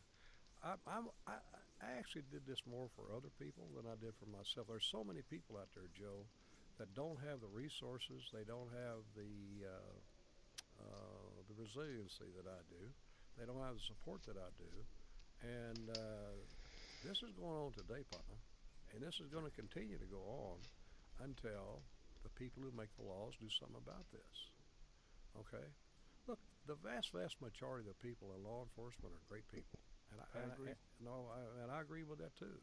The problem that you've got there, and I see this over and over, is there are some bad ones.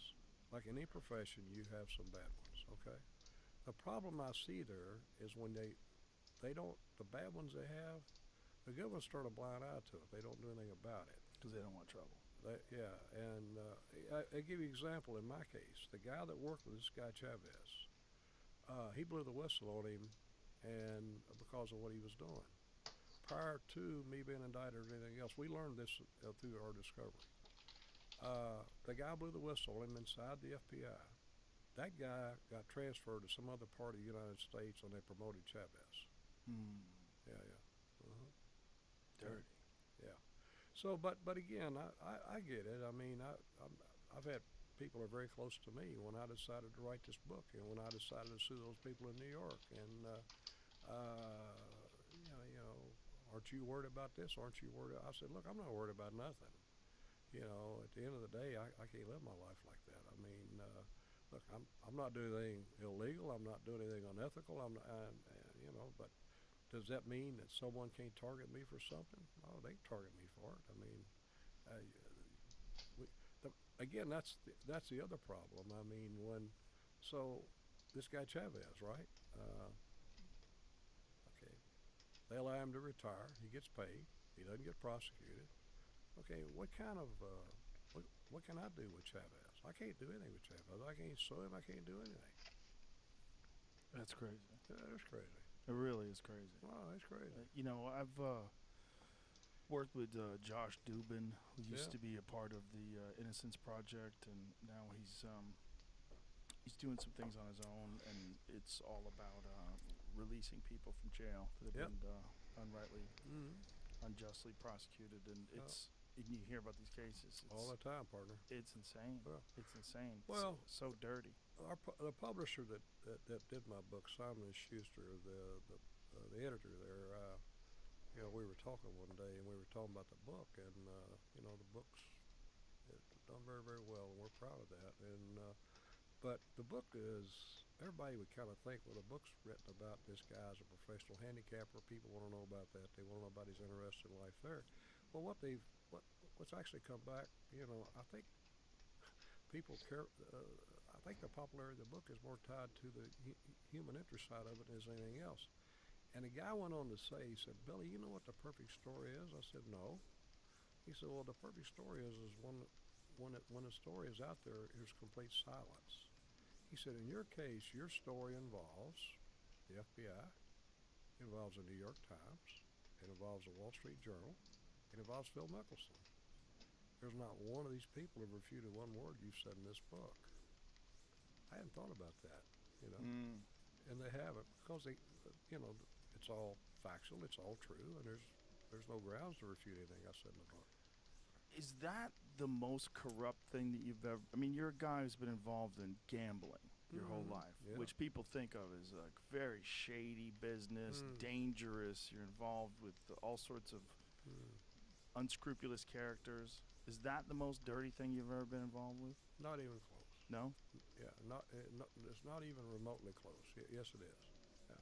Wow. Yeah, undoubtedly. Which is crazy because you're a guy you've had your life threatened. You know, I read that you were in a trunk of a car at one point in time. What was all that about? It was the early '80s, Joe. Before I moved to Las Vegas, I had a nightclub in Louisville. It was called Butch Cassidy's. It was a country music joint. You had to fight your way in, fight your way out. And anyway, it was the day after the Super Bowl, and everybody owed, I paid. And of course, most people owed me. They hadn't come by yet. But we had some popular band there, and I forgot what the door charge was, $5, $10, whatever it was. And I had a pocket full of money. It looked like a lot of money, but it was like $4,000, but it looked like 40. So I leave the joint. It's like 4 o'clock in the morning, and I drive home, and I'm living in a condo, and I pull up in front of the condo. I didn't have a garage.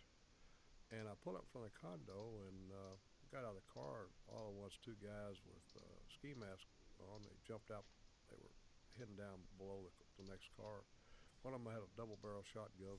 The other one had a .45. They stuck that shotgun next to my ribs, a .45 next to my head, and they robbed me. And and the guy's got the shotgun. The old shotgun's jumping up and down. I said, man, just calm down here. I said, everything's cool here. I'm trying to cool him down, see? What was so funny, I just got back from Vegas, Joe, and I didn't tell this story in the book, but I get a chance to tell it here. And I used to play a lot of poker out there. And at the Golden Nugget, there was a guy out there that sold watches. His name was Sam Angel, and he sold these knockoff watches. I mean, they look like they were authentic as they could be. You could buy a Rolex from him at the time for like $35. And I had this Rolex watch. It was a knockoff. It wasn't real, but man, it looked real. Well, anyway, they took my money, but they didn't touch that Rolex watch. So, I mean, it clearly was an inside job. So they took me back in the trunk of the car, and they said, they opened the trunk of the car, and they told me to get in. I first balked and said, no, partner, I'm not getting in the trunk of this car. And they said, look, you'll get in this trunk of this car one of two ways. Either you're going to get it on your own or you're going to fall in. So anyway, I got in the trunk of the car. They closed the trunk of the car. So your mind gets to racing. I figure, well, they pull out, they're going to empty that double-barrel shotgun on me. So I'm scrambling around. I got the tire loose and got behind, the spare tire. The car goes by. I breathe a sigh of relief. They're gone. All at once, I realize I'm in the trunk of this car, and this wasn't back when they had a deal where you could open the trunk of the car. Right. And it was a Lincoln, and I got panicking there. I got thinking, I'm going to smother this in the trunk of this car. So I got a tire tool, and I tried to get the trunk open. And your adrenaline, I wasn't that strong a guy, but the adrenaline, I bent this tire tool in half, and that truck wasn't going anywhere. Well, finally, I got to go through the back seat. There's some holes in the back seat where they got speakers and stuff. Mm-hmm. And I finally dug through there and punched a hole in the back seat of the car, and I'm screaming. Well, I never did wake my wife up, but I woke up the next door neighbor. So he goes over and wakes my wife up. So Susan comes out. She figures, I come home to join. I'm drunk in the back of the car, right? But anyway, she comes out. She hears me in the back seat. Finally, she opens the trunk, gets me out. And no, I'm 99% sure I know who did it. And but anyway, it was a memorable experience. I guess your whole life has been a series of memorable experiences, sir. True. Well, yeah, you're right. One thing about it, Joe, I got my money's worth. If it were all in tomorrow, I didn't get shortchanged. Yeah, I mean, you've got a great book out, and you've got wild stories, and you seem to have your peace of mind. Oh, I do. Which is amazing, considering what you've gone through, especially with the trial, what they did to you. It's amazing that you're so relaxed and so calm and so at peace, and that speaks to your character. Joe, my oldest son, when he was 7 years old, was diagnosed with a terminal brain tumor. He was given 30 days to live, and that changed my life. And I was a young guy at the time, gone all the time, as I wrote about in the book, and completely focused on, making money, And I went through that, and it changed my life. And as a result of that, I got involved with working with intellectually challenged people. I got introduced to an organization in Las Vegas called Opportunity Village, and it's strictly an organization that works with intellectually challenged people. And that's been one of the most fulfilling things that's ever happened to me. So, it's every negative thing that's ever happened to me in my life, something positive has came out of it. And that involving my son Scott, who through the grace of God, is still alive today, defied all odds. But that changed my life. It made a lot better man out of me. Yeah. That's awesome. Billy, tell everybody the title of the book, where they can get it, and is there an audiobook available? There is. Did you read it? Unfortunately, I read it, Joe. Perfect. You'll have to listen to this old raspy voice. I want you to read it. Well, it's your story. I'd like it to be in your voice. Well, the publisher trapped me. The book's called Gambler, Seekers from a Life at Risk. But back to the audio book part of it, the publisher trapped me. He said, would you try to do this? He said, most people can't do it. And of course, that's all they had to do was tell me that. And so I'd had a partial knee replacement. And so I go in this studio a couple weeks later. I got earphones on like we have now. I got a producer. I got my knee all propped up in the chair with ice on it. And I'm doing the audio portion of this book. You've probably done a number of them, but the part of the book that I wrote, the part of the book that's in my words, I had no problem with at all. The part of the book in there that others wrote, and there were words used that I don't use every day, sometimes I'd have to repeat those paragraphs two, three, four times. The second day, it took me 40 days, 40 hours to do this thing. The publisher, she started laughing. She said, "It's so obvious, you would never use certain word." But it was an experience. I'll never forget it. I'm glad I did do it. But Simon Schuster's right. There's very few people probably will do it because it's not an easy thing to do. No, it's not an easy thing to do. But Yeah. that sounds like your whole life. Yes, sir. Yeah. Well, listen, Billy, I appreciate your time. Appreciate you coming in here, and appreciate you writing your book. And I'm glad you did. I really am. I'm glad I got a chance to sit down and talk to you. Well, thank you. Thank you for having me. I really appreciate it, and I have nothing but the utmost respect for you and what you do. Thank you very much. I appreciate that. All right. Bye, everybody. Bye.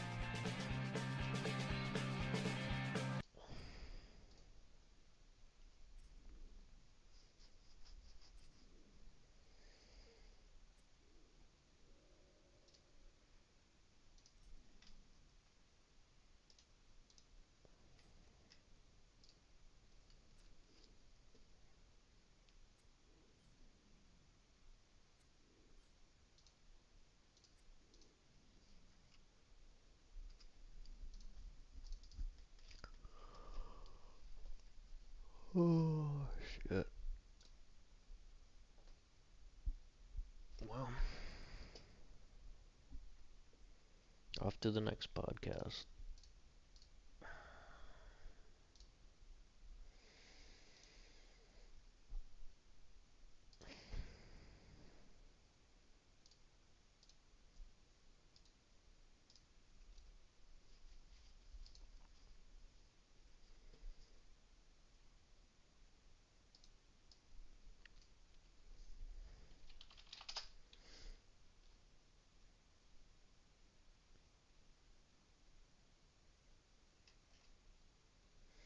Mm-hmm.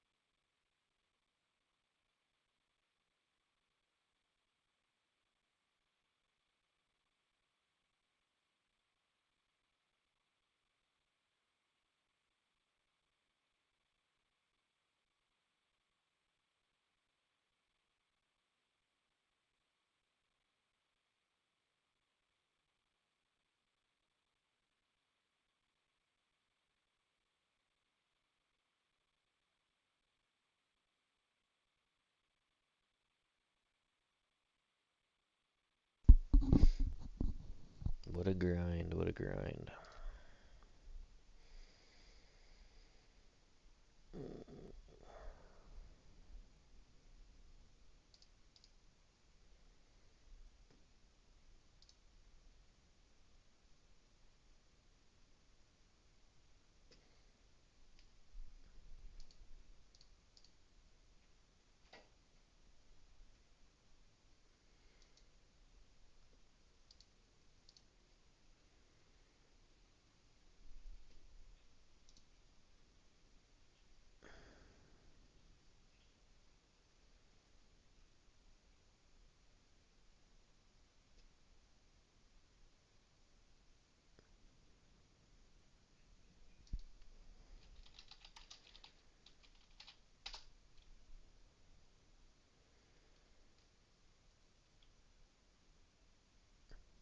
Sounds interesting.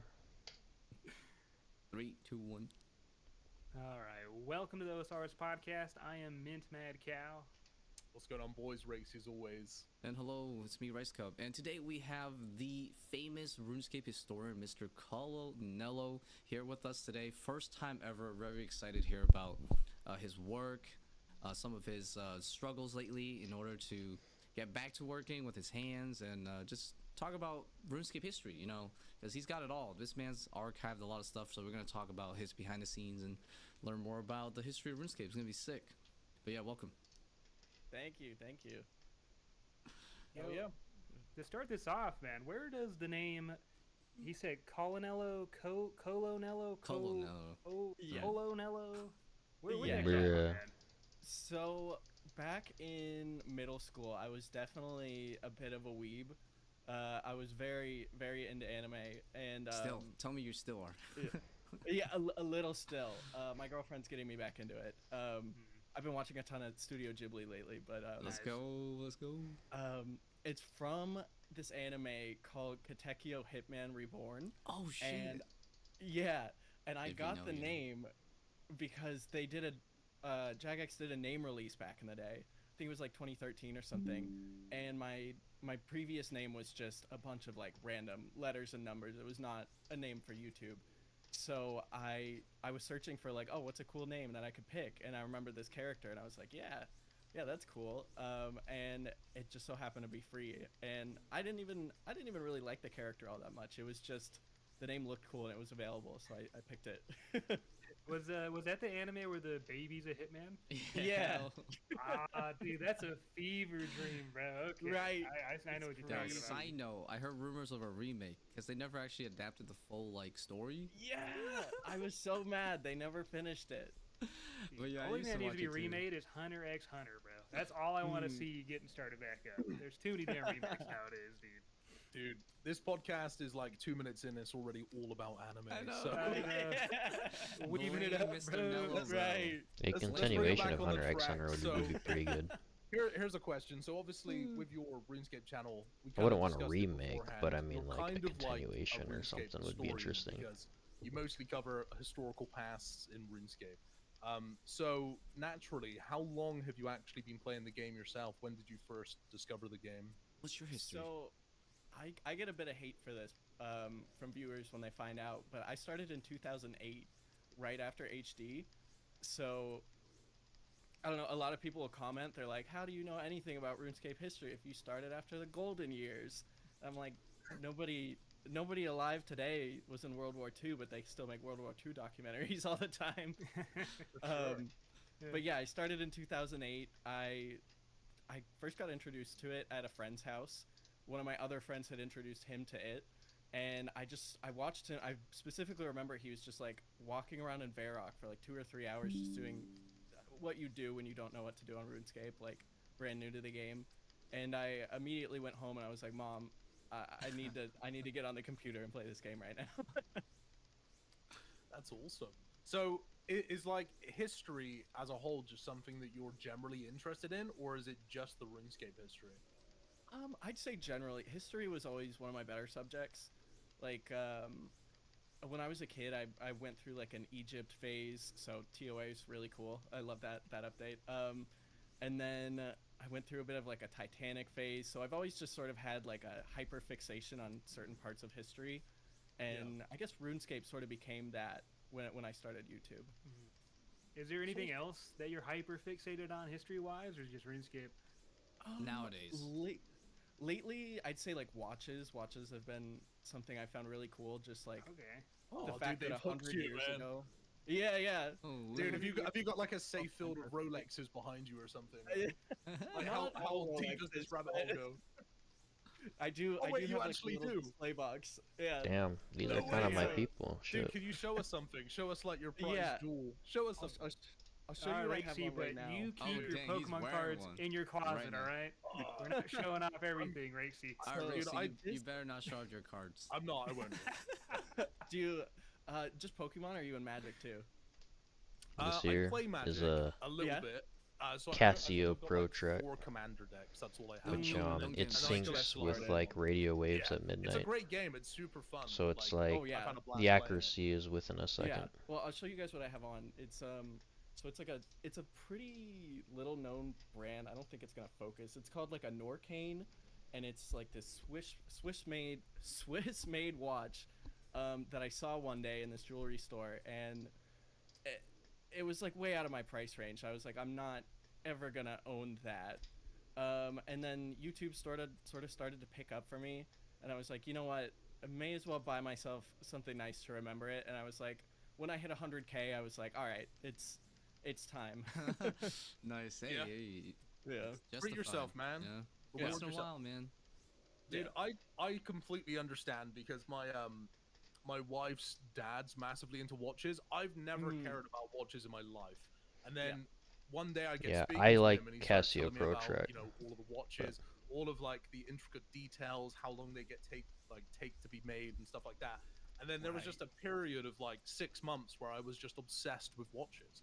And I didn't go down the rabbit hole of like picking up really expensive ones. I've got like 2 Seikos and like a G-Shock, so the inexpensive side of it. But I totally get it.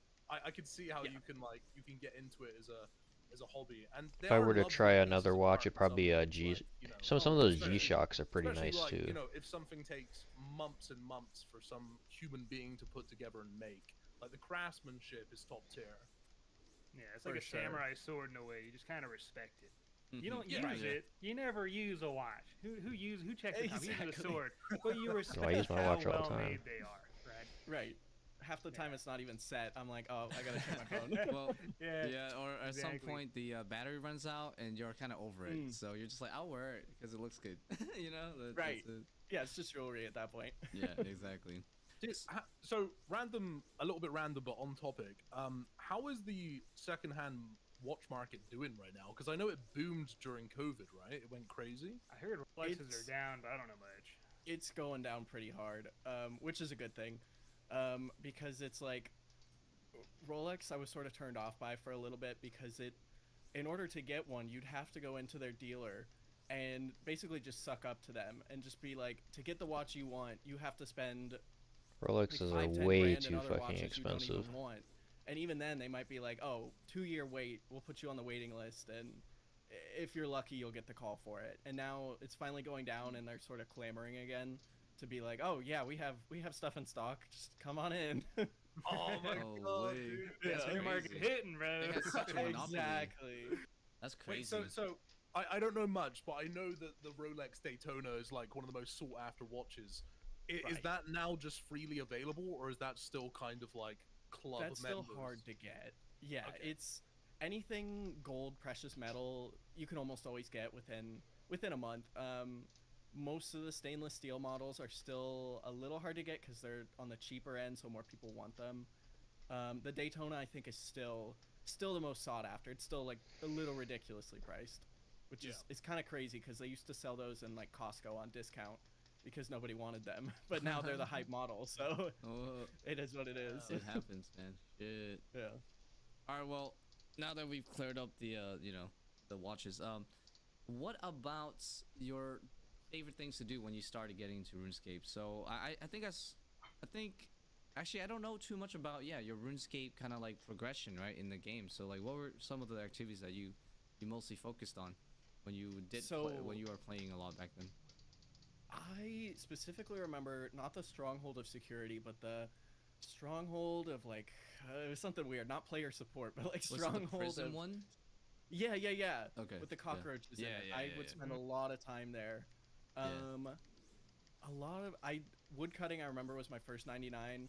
It got to the point where I was woodcutting so much, my dad would walk by the computer and he's like, "Are you chopping wood, son?" And I'd be like, "Yeah, Dad." Oh, shit. And then I was very much a noob. Like I never got to the sort of higher level stuff. So around the history of like 2011, 2012, I sort of start to struggle a bit because I was very much still a noob then. It was like I was playing like 2006, but in 2012, you know? Uh-huh. and not to fast forward too much, but it was the same way with old school. I was very much the guy that was walking around in like dragon chain body and like dragon plate legs and all the obsidian cape because I couldn't get a fire cape, all that type of stuff. And then a couple years back, I'd say like 5 years ago, I finally sort of figured out how to actually play the game, and it's been doing the high level content is probably my favorite thing to do these days. Yo, so if you guys didn't know, obviously you didn't, but like when TwitchCon happened, me, Mint, and Mr. Nello was at the same like event, like the Crusader event, and so he was telling me about like him getting back, well, like starting PVM, like real bossing and stuff. So it's you're now at like the end stage, right? Like the end stuff, right? Right.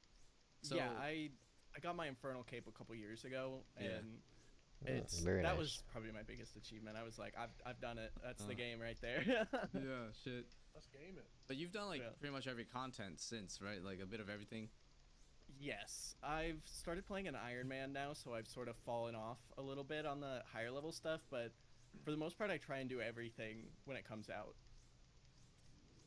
Dude, that's awesome. So I only know of your main channel, so I know that it's mostly like lore, history, and just like random video facts. I didn't even know you still played the game, to be honest. So do you upload content on gameplay, or is it just strictly for fun? I pretty much, I'll do the history stuff for work, and then after work, I stay logged into RuneScape and I play my Ironman and go do something. Awesome. I'm very much a one game type of person. I'm in a very committed relationship with RuneScape. It's I don't know. I don't know what it is. I still love it all these years later. That's really cool. Have you ever thought about uploading like playing the game or videos on like the actual content itself? Or I've always thought about it. It's a little bit of combination of I can't quite come up with an idea that I feel like I can stick with, and then also a little bit of that fear that I'm like, what if nobody watches this? But I'm a little bit getting over that. Ideally, I wish Jagex would reopen RuneScape Classic and I could just do like a series there, because I feel like that's something most people don't know about, and Classic is so weird. And that would be interesting. Classic is pretty weird. Yeah. So speaking of Classic, actually, I think it was like this week, Rendy uploaded a video that was on a RuneScape Classic like private server, and this is the first time I've thought this out, like spoken my thoughts out loud. I was thinking when I clicked on the video, I was like, I wonder how Jagex are sitting with this, because usually they have like a zero, like they don't. Pretty sure they don't let Jagex is content cool with creators play on classic private servers. Otherwise, it's like game over for you. So I've seen a few videos on that server though. Have Jagex like made a stand and made a? But I mean, there's like nobody or... playing So private I reached server out to really, Jagex so I don't really see what the about point is. 2 or 3 years ago, and wanted to do a series on that exact server, and maybe that was my mistake trying to go through Jagex, because they were of course were like, no, we're not cool with that. No, I guess But they're not. I guess they're not very cool with I it. doubt they're gonna go after him. Like I feel like with Rendy, they've already had so much like public beef with him. As weird as that is to say. Agreed. So I don't know. I wish I had the balls to just go for it like that. Like that's. Yeah, I mean, I know that they exist, but I don't really know how many players are really doing it. Exactly. It'd be neat if Jagex just officially had like classic servers. That'd be interesting. They But like stopped RuneScape Classic, like they closed it completely. Right. That's what's so frustrating. Yeah. It's like they don't even, the game's not even there anymore, and they're still like, nah, don't do that.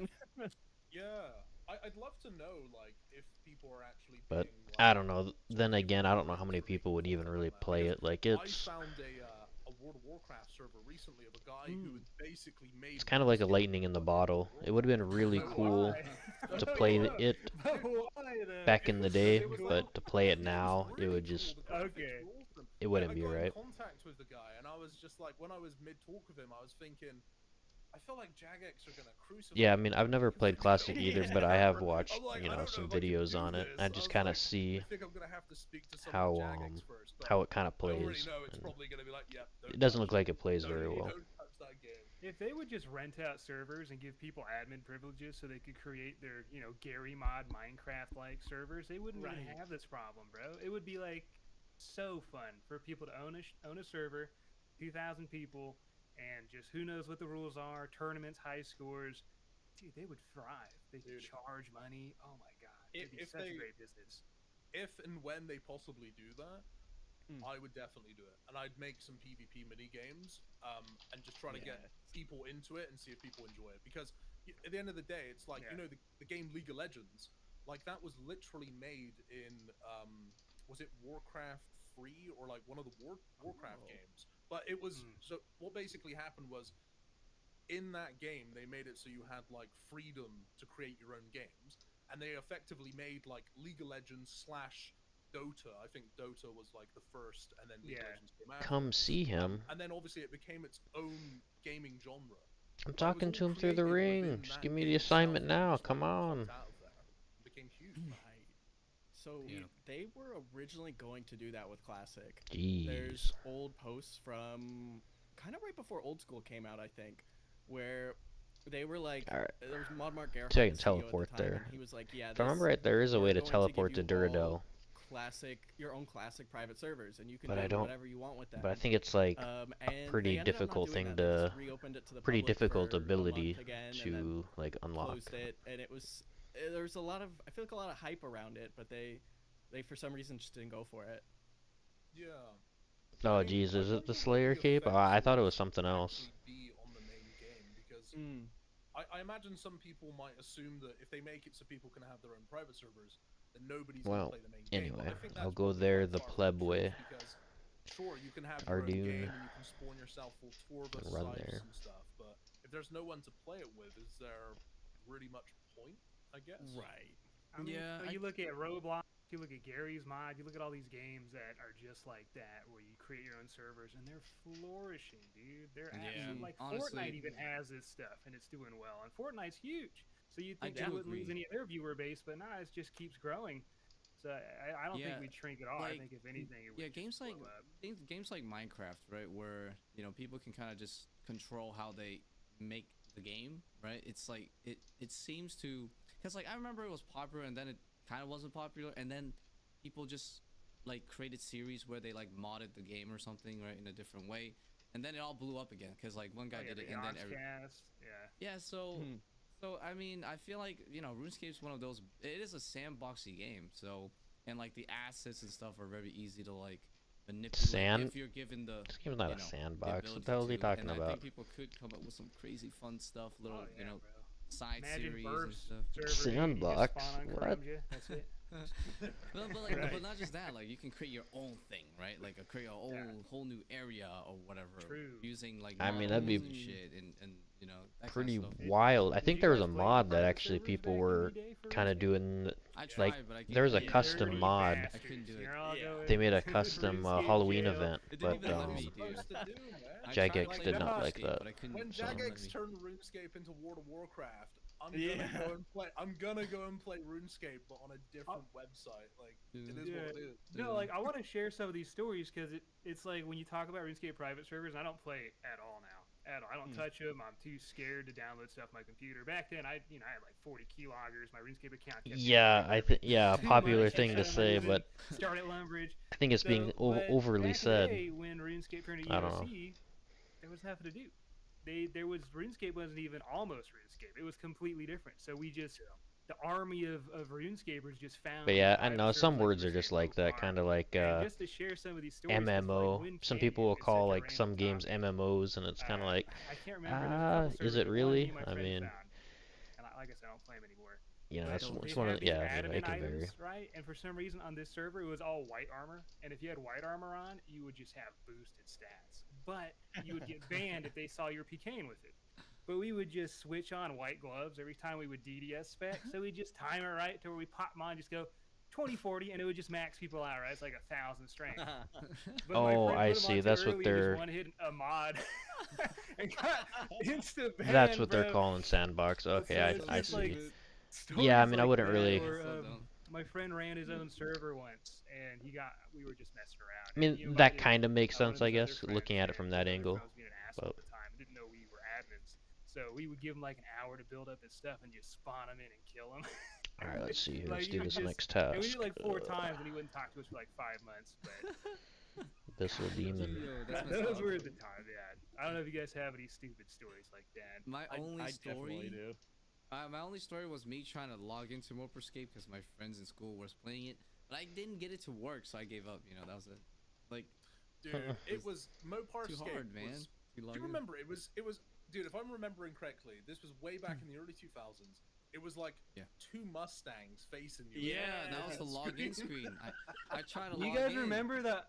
Because some of these fucking downloads, they'd have a song playing, right? It wouldn't be the RuneScape theme, and there was one that was like 50-cent lollipops. It was like lollipop. Yo. Do you remember that shit? It's like buried in yeah. my mind, dude. Huh. I can't remember what that from, but I love that song just because it's always on. Yeah, you had some Miss New.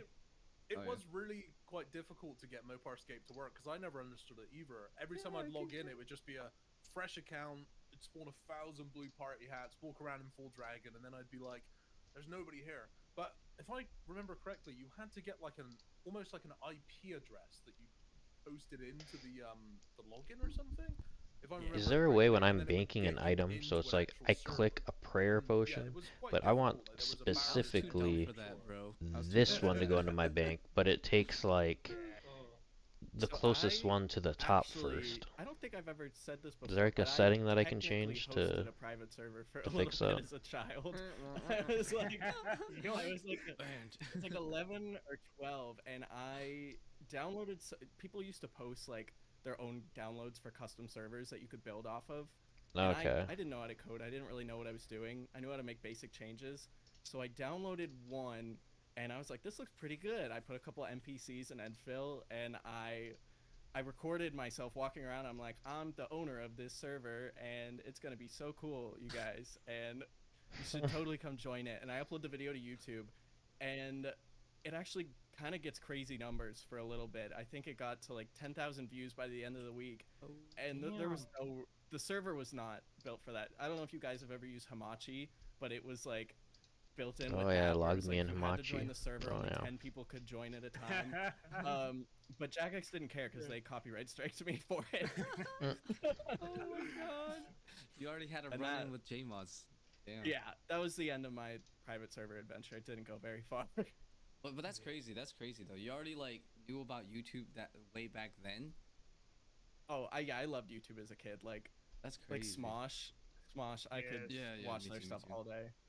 So you already had experience though with like Actually, uploading the videos on drinking YouTube in at the that bank point and didn't. stuff, like, That's like a kinda- recent thing, kinda isn't like- it? I think this is still part of like your biography, I guess. But like how it was the timeline, of your YouTube journey, right? Because you went as far Right. as to upload advertisement on your private server back when you were a kid. But how did that lead to the RuneScape historian, of today? So I started off. I had my mom make me a YouTube channel because I wasn't allowed to have an email as a kid. So she makes me this YouTube channel. I just upload random stuff to it, like me running around in the backyard with my dog, and there's a video of me like throwing snowballs at someone at the Great Exchange. And that never got very far. I got to like 90 something subscribers, and eventually moved on to a Minecraft channel, and I was like a Minecraft YouTuber for a little bit, and that didn't get very far either. And then late high school, I don't even remember why I started my current channel, but I was just getting really into RuneScape again, and I really liked Moat Plox's videos back then. Like he was like the old school, I guess Guy, the yeah. old school guy for a minute. And I didn't want to copy him exactly, and I was still sort of a RuneScape 3 player. So I was like, oh, I'll do top 10s in RuneScape 3. And eventually he quit, and I was like, I don't feel guilty doing old school anymore, and I made the switch. And Wow, that's that's crazy. long story short how I am here today. Yeah, but okay, so you want to talk about this big project you've been doing, right? It's like you can call it archiving, right? So it makes a lot of Right. sense, right? Because when you're talking about a lot of historical stuff, you gotta find historical clips and things like that. So I guess that's probably a part of the inspiration of why you're trying to do this archive project. But yeah, if you want to explain to us and to the audience what it is that you're doing with old clips from RuneScape history. Right. So there's this program. Let me look it up real quick called Tube Archivist, and it's basically like you can host your own little version of YouTube on your computer, and you put in the videos you want to download. It'll download them. It downloads the title, the thumbnail, the comments, and all that. And it's sort of like you have a little time capsule of this video. And what I've been doing is any notable RuneScape video in the past, I'm taking that and downloading an extra copy because more likely than not, it's not on the Wayback Machine, and it will disappear at some point. Um, like most of early RuneScape's videos are gone completely because of copyright strikes, because of the music they used, or Jagex. Jagex was really copyright strike happy back in the day too, and around when I did that private server thing, they weren't even just striking private servers. It was just there's still Reddit posts of people like why did my video get claimed? So it's like I'm sort of trying to save all the old stuff that's still I should have up brought there, High Elk. especially because like YouTube Why did accounts I get not? deactivated I all don't the know. time. Yeah. YouTube is or Google was like deactivating all definitely these could be old High Gmail Elky. accounts, but if they had YouTube content uploaded, they ignored them. But I'm sure one day, you know, there will be so many videos they'll have to get rid of those ones too. Oh damn, that's crazy. Yeah, so I'm pretty much just saving as much as I can before it's too late, type of thing. How much have you saved? What do you know? So I have a like 16 terabyte drive, and I'm at about I Jeez. have about 2 terabytes of RuneScape videos right now. So You know, it's like a decent chunk. Oh, you know when they shit, find okay. like that random gym coach with like 20 terabytes of on their it's like, but for you it's also RuneScape videos. We found Yeah. 20 terabytes of what just old shit, man. It's called 2004 RuneScape. It's like, oh RuneScape wow, videos. that game. What was what was the app or website that you're using for this? It was Tube something. Yeah, Tube Archivist. It's Right. it's sort of hard to explain because it's not like a normal like exe that you open up. It's like you have to have like a home server to run it, but it's pretty cool. So does it show you? Is it like the back in the time website? Should or just be a whatever, where you can YouTube see, like, DL. videos that have been deleted, or YouTube is it DL, just which is what's like on YouTube now? It's like an open any source video that I've tool. downloaded that is now gone. I still have a copy of it. So Okay. yeah, so I mentioned to you guys before when we were sort of setting this interview up that Duriel321's old channel was something that recently got deleted. I'm not 100% on if he was the real one because there were so many imposters, but it contains a lot of PKing footage of him that doesn't exist anywhere else on the internet. So it's like, even if he's not the real one, there's still these actual real videos of Duriel321 PKing that would otherwise be pretty much completely gone. And I still use those in videos. Yeah, I mean, it also serves a good purpose for your your channel as well, because you do be using some pretty like very like related to the thing that you're talking about, in the past kind of stuff. So I'm sure that's really beneficial. But like in terms of what you've archived, what are some of like the surprising, I guess, things you found, right? Like video wise that you may not have used ever, but like it's just funny, or Right. that you thought about. So let me scroll through it real quick because there's a lot that I usually come across. There's so many random videos where it's just an old RuneScape video from like 2005. It has like 4 views and it's really high quality footage of old RuneScape, and that's really hard to come across. So it's like the fact that I don't know, some random person uploaded this what would be a useless video back in 2005 because it's really just them like skilling or doing something random is now like an actual piece of history is really cool.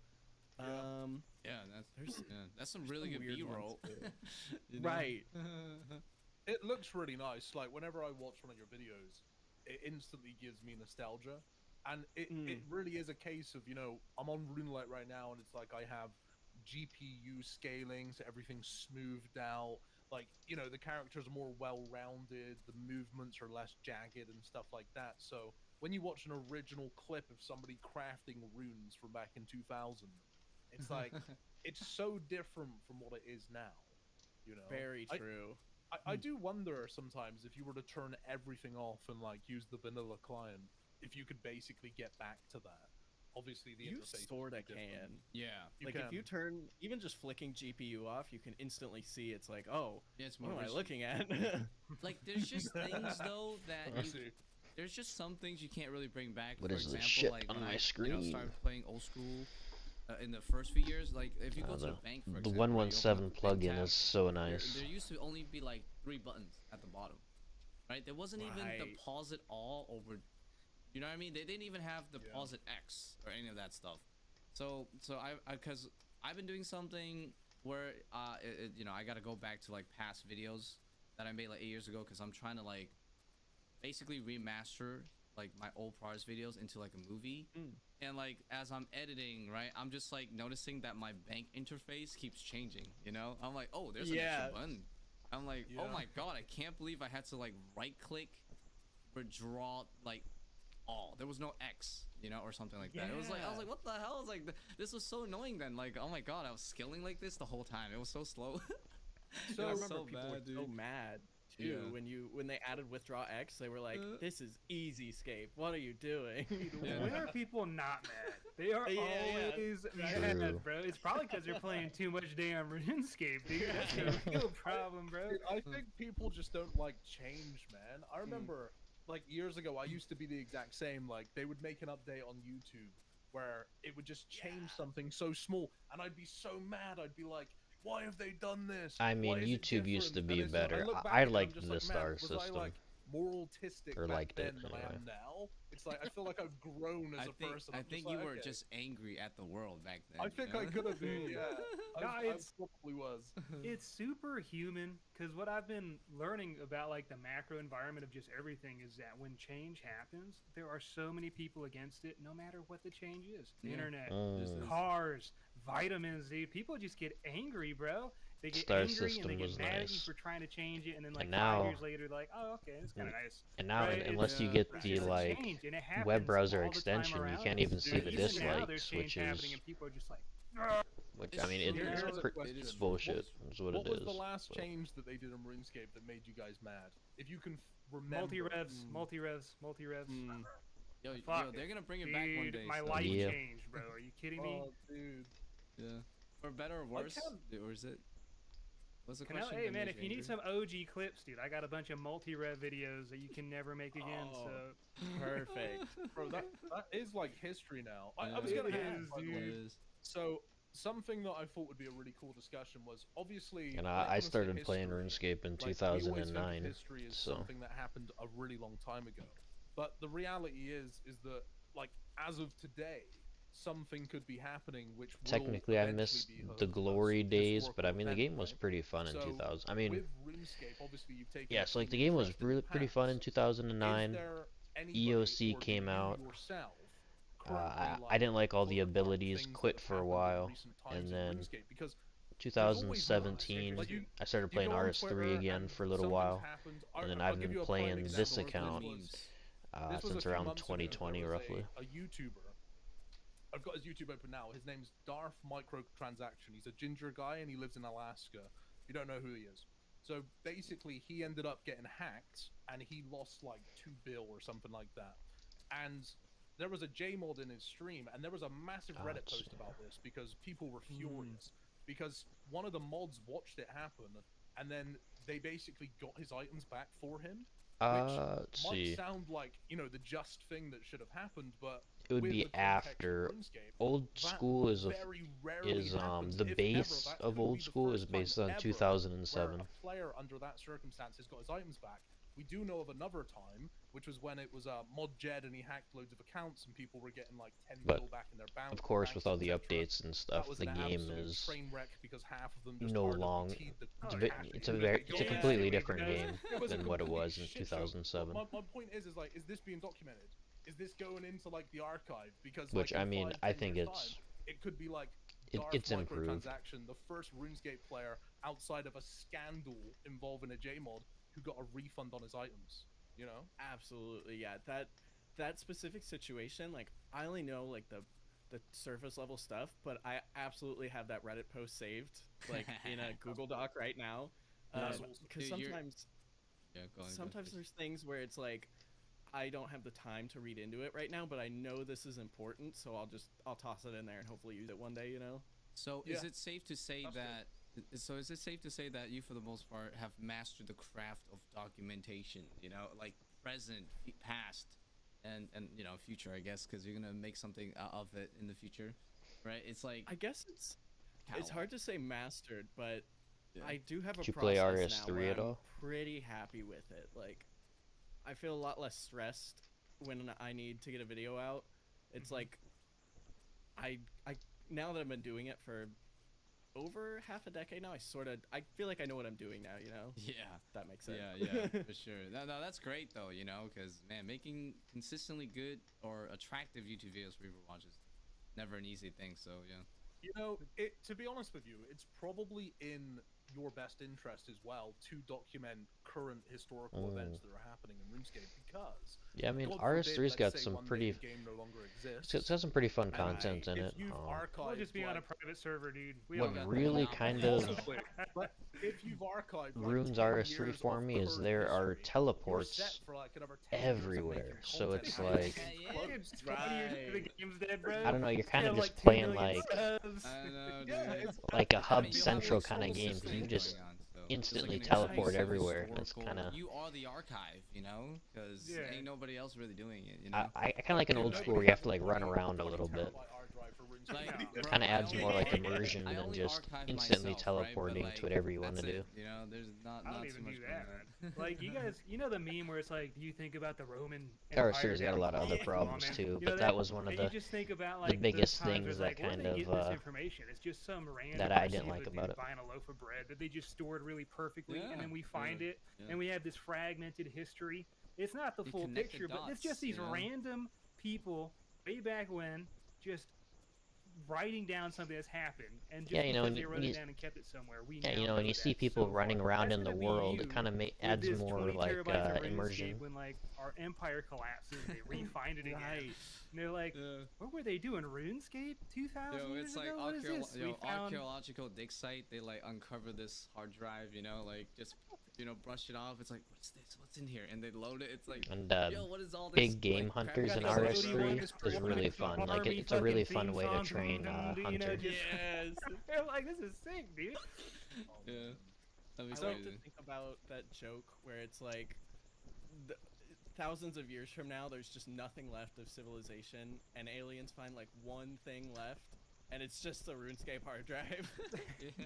It's just like fucking She Shanty 2. Like in Yeah, OSRS, basically to bro. train hunter, you're This like is catching these Jim like running chipmunk live feed, things, that's all but it is, bro. Just in Yo, RS3, 40 hours like of it. you're wood you're cutting catching views, bro. dinosaurs. I mean, that's They need just to, we, that's so much they need cooler. to redo one of those. You know, they sent the satellite. It's like a golden disc, and they sent two of them out into space that have like Yeah. it has audio recordings or Different something of like mankind frequencies and shit achievements. like that. Yeah. They need to send the new one out with like sea shanty on it and like Yeah. a reboot for old school RuneScape. A little off topic, dude. I don't think we should be sending any of that shit out, bro. Because the more I think about it, I don't want to let people know we're here in the galaxy, dude. Bro. They're gonna come. Oh, really? stop Dang. us or Dude, something. Is it better now, or is it still bad? If they send more like RuneScape music, bro, all of a sudden like RuneScape population just goes up by like 10 million, like concurrent. They're just like, where are they connecting coming from like a galaxy away somehow with their And they- superb right. tech. Yeah, you track Bruh. their IP and they're like Alright, hold 2 on. billion like 2 million light years away. You're like, what the heck? It's like, what It's are they just connecting all from? bots too, and they're all RWP, Yeah, and that you're like, is what so the funny. fuck? Just So it's like alien 1,000 RuneScape. millisecond ping. Oh god. I'm gonna hit you with a more of a hard hit question here. Okay, so obviously Politics. when you're covering a lot of like historical events, there are less people that you're able to confirm. Is it still details bad? with, right? And when people click on your video, it's like you're representing and producing stuff as like factual. This is what happened, etc. So do you have people or is there somebody that you run things by to make sure that the information that you're displaying is completely accurate, or is it kind of a case of that it's pretty much in that ballpark and there's not really anyone that you can really talk to confirm every detail with?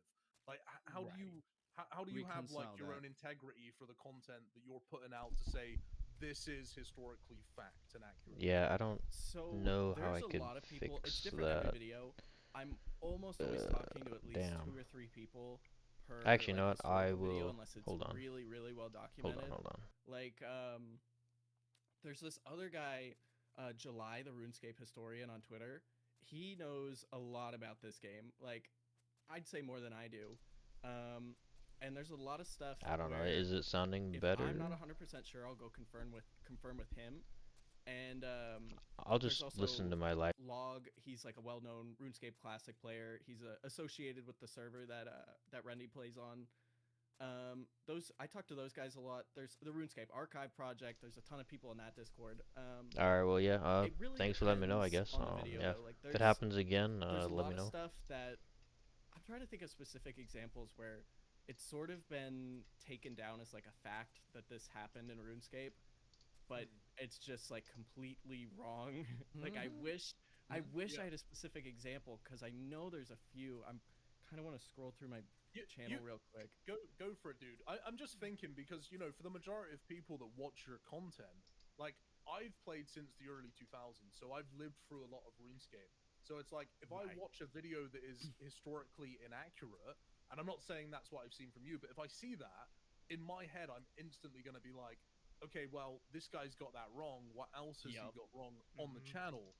And I don't know. I feel like when you're representing like a historical data point, it's like people who are watching that weren't there at the time probably will just watch that as like, oh, this is factual. Yeah, this is what happened. But here's to confirm that your videos are indeed pretty accurate. Is that I watched the Suomi video, right, and I remember the stuff that went down. When he was like rank 1 and like his like I used to watch some of his videos because like I remember a friend covered it.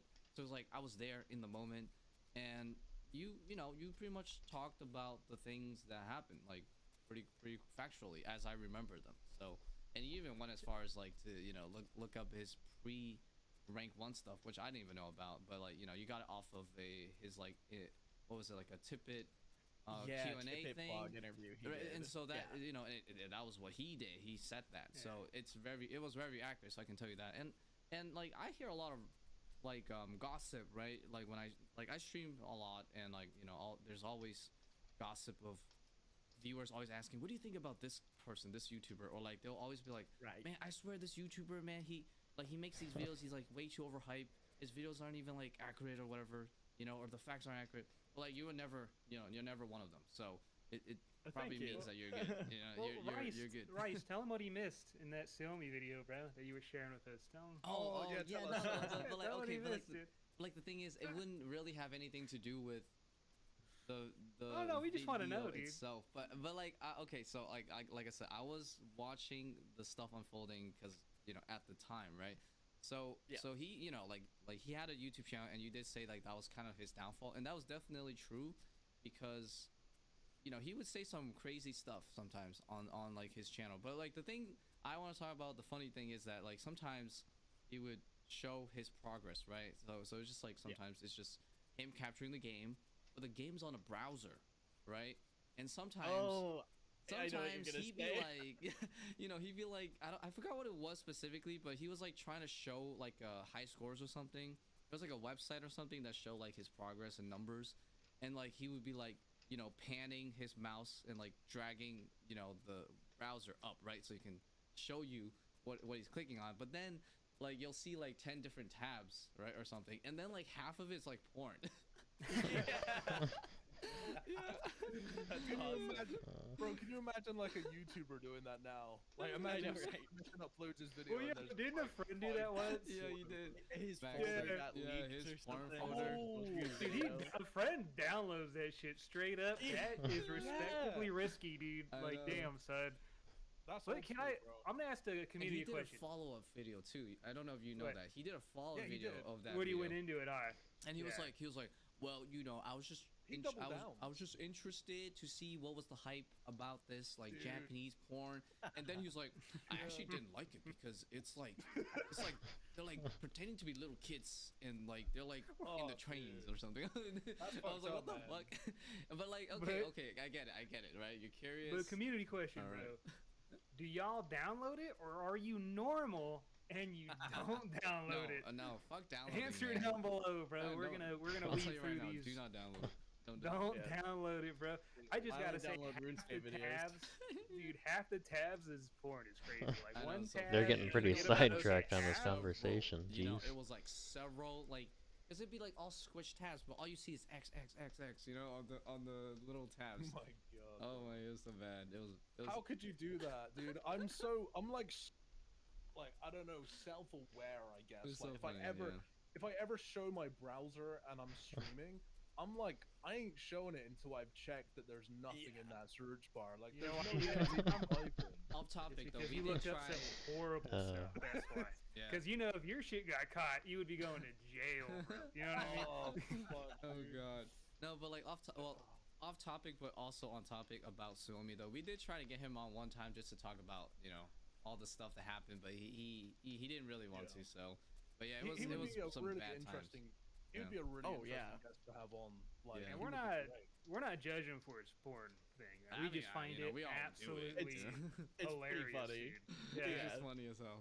it's pretty funny, and that's a lot of porn, brother. Like that's props. I mean, There he was was these playing. messages Yeah. of I think it was when he got muted. He was like, I would have never gotten to rank 1 without porn or something like that. I think he did I was gonna say he was really grinding up the ranks, bro. You know what I mean? Dude, he was Playing playing with like one 18 hand. hours a day. Like, he definitely didn't have time for a wife or a girlfriend or anything. Yeah. Yeah, Dude, luckily- he should have learned about anime. Honestly, 'cause there was a lot of good anime Jeez, back dude. then. He needed some Hitman Reborn, bro. I'm just saying. Bro. Yeah, it's Maybe. true, for real. Oh my god. Yo, wait. We could talk so much about like the past and stuff, but like I didn't want to like forget about the RSI stuff, dude. Like we should definitely cover that before we go full blown tangents on like back in my days, you know, and stuff like that. But Right. But yeah, what's going on with what's the going with your RSI? Like when did it happen? And yeah. And what how's is it RSI solving it? too? Just to break down the acronym. So it's, I believe it's repetitive strain injury. I think some people say repetitive stress injury. Yeah. But it's basically where you repeat an action so much that it pretty much like damages your tendons. It's really Oh, cool. talk about RSI. And I'm, just thinking, I'm still thinking about Somi, sadly. No, dude. Yeah. You know, RSI with a hand, you know, the dominant yeah. hand. That's So rough. it was back. It was actually the start of 2023. My clan was doing a bingo event, and we were one tile away from tying with the team in the lead, and pretty much everyone in my team had gone to bed. But I was like, it was like 6 p.m. I was like, you know what? I'll just send solo chambers until I get a purple, and I ended up staying up till probably 4 or 5 a.m. And my second to last raid, my hand started to hurt, more specifically, like my wrist right here started to hurt, and I thought nothing of it. I was like, that's Yeah, probably sometimes my hand gets normal. kind I've of been messed playing up so if I play too much. So I finish up, I don't get the purple, so that was all for nothing. But But I it go goes to back bed, to normal like within it a day. seems normal the next day, then a couple hours in, yeah. it starts hurting again. So I start sort of doing some research on like what this could possibly be, and I come across like the RSI subreddit, and it immediately freaked me out because there's a ton of horror stories on that subreddit of people who are like, yeah, I have really bad RSI, I've had it, and it never gets better. And I was like, I'm screwed because this is my job. I kind of need my hands for this game. I'm just thinking about it. Yeah, it's one of those things so like I you don't want to tried read improving about my it posture, because and it'll like I make tried you think switching about it too to much. My left hand with the mouse. I bought this crazy keyboard, which I don't think I can show the whole thing, but it's split in half. This is Both the of 'em. right-handed side of the Oh, keyboard, That's cool. and Yeah. they helped, but it was a little too late for that. So it pretty much kept happening. It got to the point. I'm sort of one of those people where I won't go to the doctor until it's like I absolutely need to. I think it's just men, bro. I think it's Yeah, men yeah, in general. right. We'll just die, dude. Dude, I mean, also the Exactly. freaking, you know, hospital bills and shit are like pretty Yeah. crazy. So Yes. in the U.S., Yeah. Thank U.S. for this amazing service. Oh yeah. It's a little pathetic you to guys go have a into legitimate excuse on that. hospital Like, for me, not to brag, but gaming I just, too I much. Just go. Like, come I on can just now. waste their Yeah, time. but I what kind of just put up- hospital right. you guys got out there, dude? Middle of a barn, sitting on some hay. I mean, come on, bro. No, it's not. It's not. They're Yeah. not made out of hay, dude. It's yeah. They just you just walk into like the hay hut and they just whack a needle in your arm. It's like you're better Some now. dude with an apron that's bloody, like sit down, just Yeah. whatever, bro. Just like pulling the Civil needle War straight type out of the stuff. other person's arm. Not and even straight into clean the yet. Just spits on it. It's just it can be very busy. It can be very busy. Have- as can Have you imagine. tried those mouse pads, bro? Like they got the anime ones. With... Oh, with the boobs. So Oh, whatever they are. yeah. crazy thing. This you literally it's like a magnet. You put it on the palm of your hand, and you sort of like play like that, and it elevates your wrist ever so slightly, and it actually helped for a while, but it kept getting worse. I thought you said it was gonna levitate it. I'm like, that'd be cool, man. I Like, if wish, it just yeah. couldn't- Yeah. So It- what is medically? What is RSI? Like what's happening inside of your hands, your joints? And stuff? So that's really cool because it's sort of hard to. It's different for everybody. In my case, it was the way the doctor described it to me. It was like I've overworked my tendons so much, is that they've now sort of changed to become like sticky. You've and they would evolved. yeah, or devolved, I guess. Yeah. You're They sort of melting. became sticky and sort of, I don't want to say stuck together, but sticky and fatigued, and it was just like. So the first time I went into the doctor, they prescribed me physical therapy, and I go to the Jesus. physical therapist, and I'm like, how do I fix this? And she was like, ideally, you don't touch a mouse for the next 4 months. And I was like, I can't do that because it's my job. So to try and counteract what's happening with the tendons, I wish I had it. They gave me I stretching must tick exercises manipulate. to do every day to sort of It's my job. loosen them back up and get them, I guess, less sticky. That part I'm a little confused on, but and also like therapy putty to like sort of strengthen my hands. But one thing I remember, because carpal tunnel is like the common joke in the RuneScape community. It's like, oh, you'll give yourself carpal tunnel, and it was like that is specifically different compared to like a normal RSI injury. Like sort of similar but different.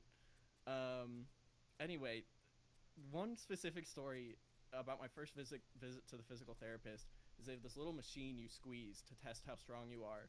And I had been weightlifting for a while, and I was like, I've I'd never be been breaking that super thing, big, though. but I was like starting to get some muscle, and I was like pretty confident about this little squeeze test. So I squeezed the thing, and the lady goes, "You're very weak," and I just laugh because I think she's joking, and she doesn't laugh. Bro, she rude as hell, dude. Even if you, who just says it like that, man? I know, right? Damn. That's messed up. Too real. Too real. Yeah. That's so something it's Rice would say, bro. I can see Rice saying that shit, Hey, dude. look, if I was your friend. But just Right. some random stranger, be like, yeah, you're Yeah. pretty fucking weak, It's bro. like, who are you? Right. She was like an It's 80-year-old hilarious. lady. She's like, Oh, okay, she knows. she was pretty Holy shit. straightforward with me. Still a little bit Um, racist, you know. Got the old Nah, age she's in like her. my grandkid right here. You know, you weak man. Yeah. Like I could beat you in an arm wrestle right now. Yeah. What if she just hit the machine and she like doubled your score? Like that's what's Right. up. Yeah. But after that, I got this program where instead of clicking, I would hover my mouse over what I needed to click on, and it would click for me after like 3 seconds.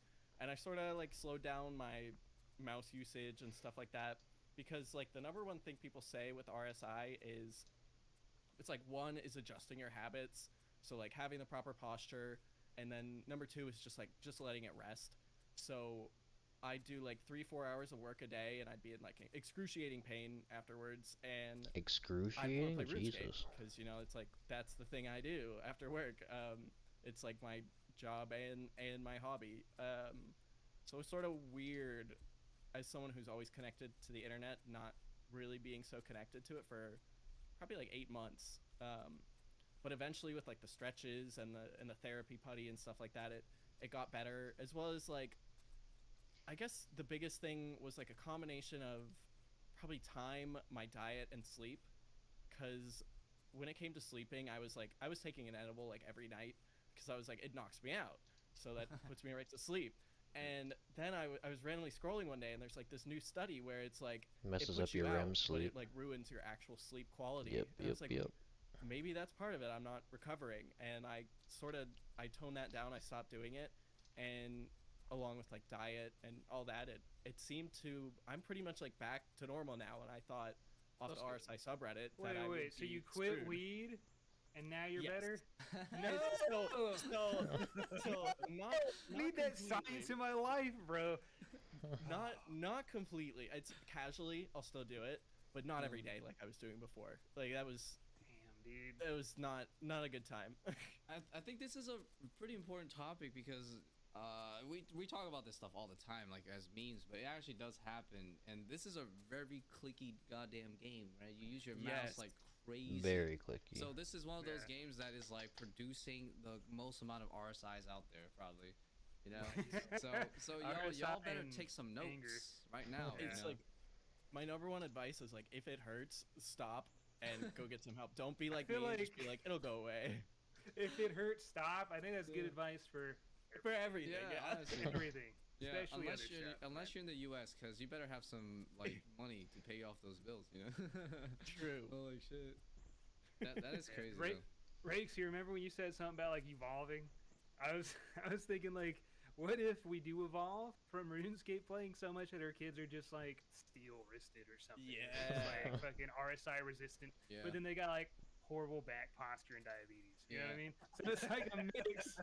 But I'm like, what are we passing down to our grandkids? I'm like, probably not great to survive, but amazing to play RuneScape. Yeah. Speaking Right. those speaking of like in terms of health etiquette of playing RuneScape, I haven't had RSI, but I've definitely had like moments where I noticed that like I was feeling some sort of tenseness, or like kind of like tiredness in my hand. And I'm like very sensitive, right, to how I like do stuff nowadays because I'm fucking doing this all the time, and I need to make sure I get the best quality possible. But I noticed that one of the common issues with like how you can get your hands like kind of like injured or tired, I think a lot of it has to do with how you use your mouse, right? So for example, right, in RuneScape, right, you can use your mouse to do a lot of things. Obviously, the first one is just clicking stuff, right? Yeah, I And got then one of moving those your mouse to a those certain vertical area and then, like, mouse. clicking on it, Kind of puts your right? hand in That's like usually a fine. handshake But position. the other thing that people It's, don't realize is that a lot of times what I people like do it is a that lot more. they pan the camera with the mouse. You know what I'm talking about, right? Like, so you would hold the mouse wheel and then you could like The middle use it mouse. to move Yeah. the camera, right? So I've noticed that when I'm doing high intensity stuff, because for a long time I didn't even bother using the mouse wheel to pan the camera. And I remember when I started doing it, like it was like initially like kind of convenient because sometimes I'm too lazy. I don't want to use this hand, to like move my mouse because I usually just move my camera with like the keyboard, right? And I've never had any hand issues, but one time I kind of started getting into it, and I was doing high level PVM. So what happens is that like I would literally move my camera while I'm clicking my gear and switching and clicking the boss and clicking where I'm trying to click. So, Yeah, that's what I Feel like do. a surgeon, bro. so then Wrong what career, man. happened, That's- what happened is that I guess But after actually, a month or two, It wears or out three, your right, hand. Let me I see if started that's what like he says. noticing that like my hands were getting a bit tired, and I was like, what the hell? Yeah, is wrong with me? yeah. Because for years I never had issues, but then I was like, wait a minute, I got into panning my camera with my mouse. So then I stopped doing it, and then immediately the next day or two, like nothing, like I'm fine again. Like it was That's actually weird crazy because it's I it's could the do same this for for me. If I hours, use can my play and my mouse switch, button to pan like, my 6 like ways screen to around play like whatever, this, right? And I can like if do I a do lot it of these too high much, intensity clicking, like all of my it, wrist 7 gets pretty hours at a sore. time on stream. And I would never have issues. But then when I started adding the panning in there with my mouse movement, that was bad. I think that's something that people should watch out for when you are trying to do too much at once with your mouse, which means your mouse That's hand. I think that's that'll a fuck with you. Like, solid if you could, solid point. if you could move some of that action to your other hand, it will definitely save this hand because Yeah, it's for just a long time I always move my camera with no, my arrow keys dude. or WSD. You can do that Alright. now with Moonlight with key remapping, so it's really nice. If you play other MMOs with WSD or other games, you should do that instead because it's really nice to Yeah. minimize I how don't know. much I clicking might and moving just you do with hold that on. hand. Let me. If you can do it with this hand, because You got that on WSD? That's kind of cool, man. yeah, it's I really think- easy. It's already built in on RuneLite. It's already built in. So- Colanella, did you play Guns That Duel when you were younger at all? I did not. Okay, I was gonna say that's probably where it's from. Then I'm gonna say it's probably from editing then, because when I edit, that's when my wrist hurts. I'll be done streaming, then I'll go edit, and I'll be like, ah, dude, I really don't want to finish this video. Just dragging the clips over.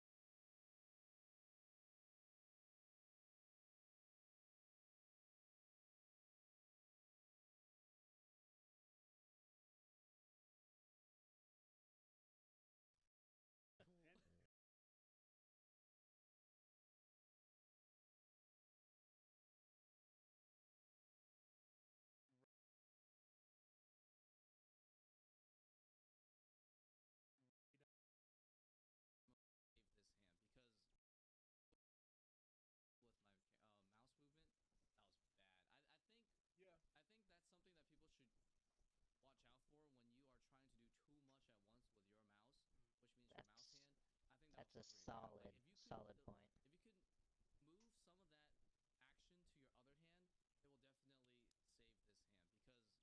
Yeah, it's just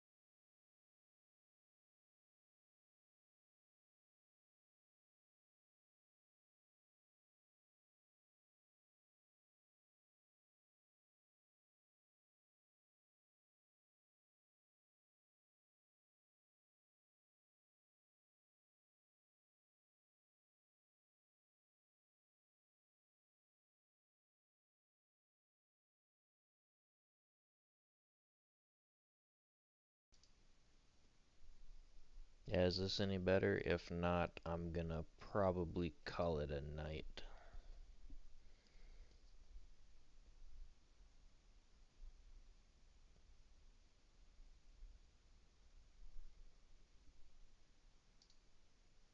Let's see here, I'll go back through and listen to it.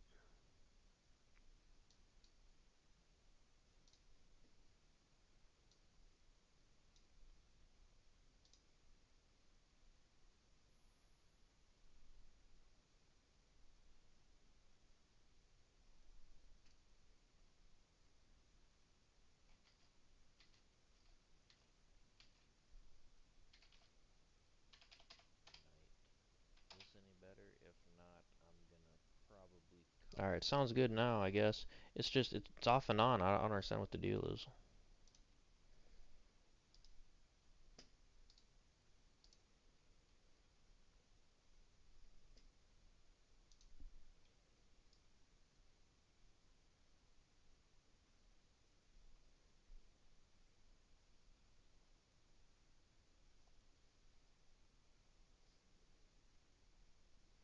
Yeah, well, have a good one. So, yeah, I'm gonna probably call it here. So, until next time.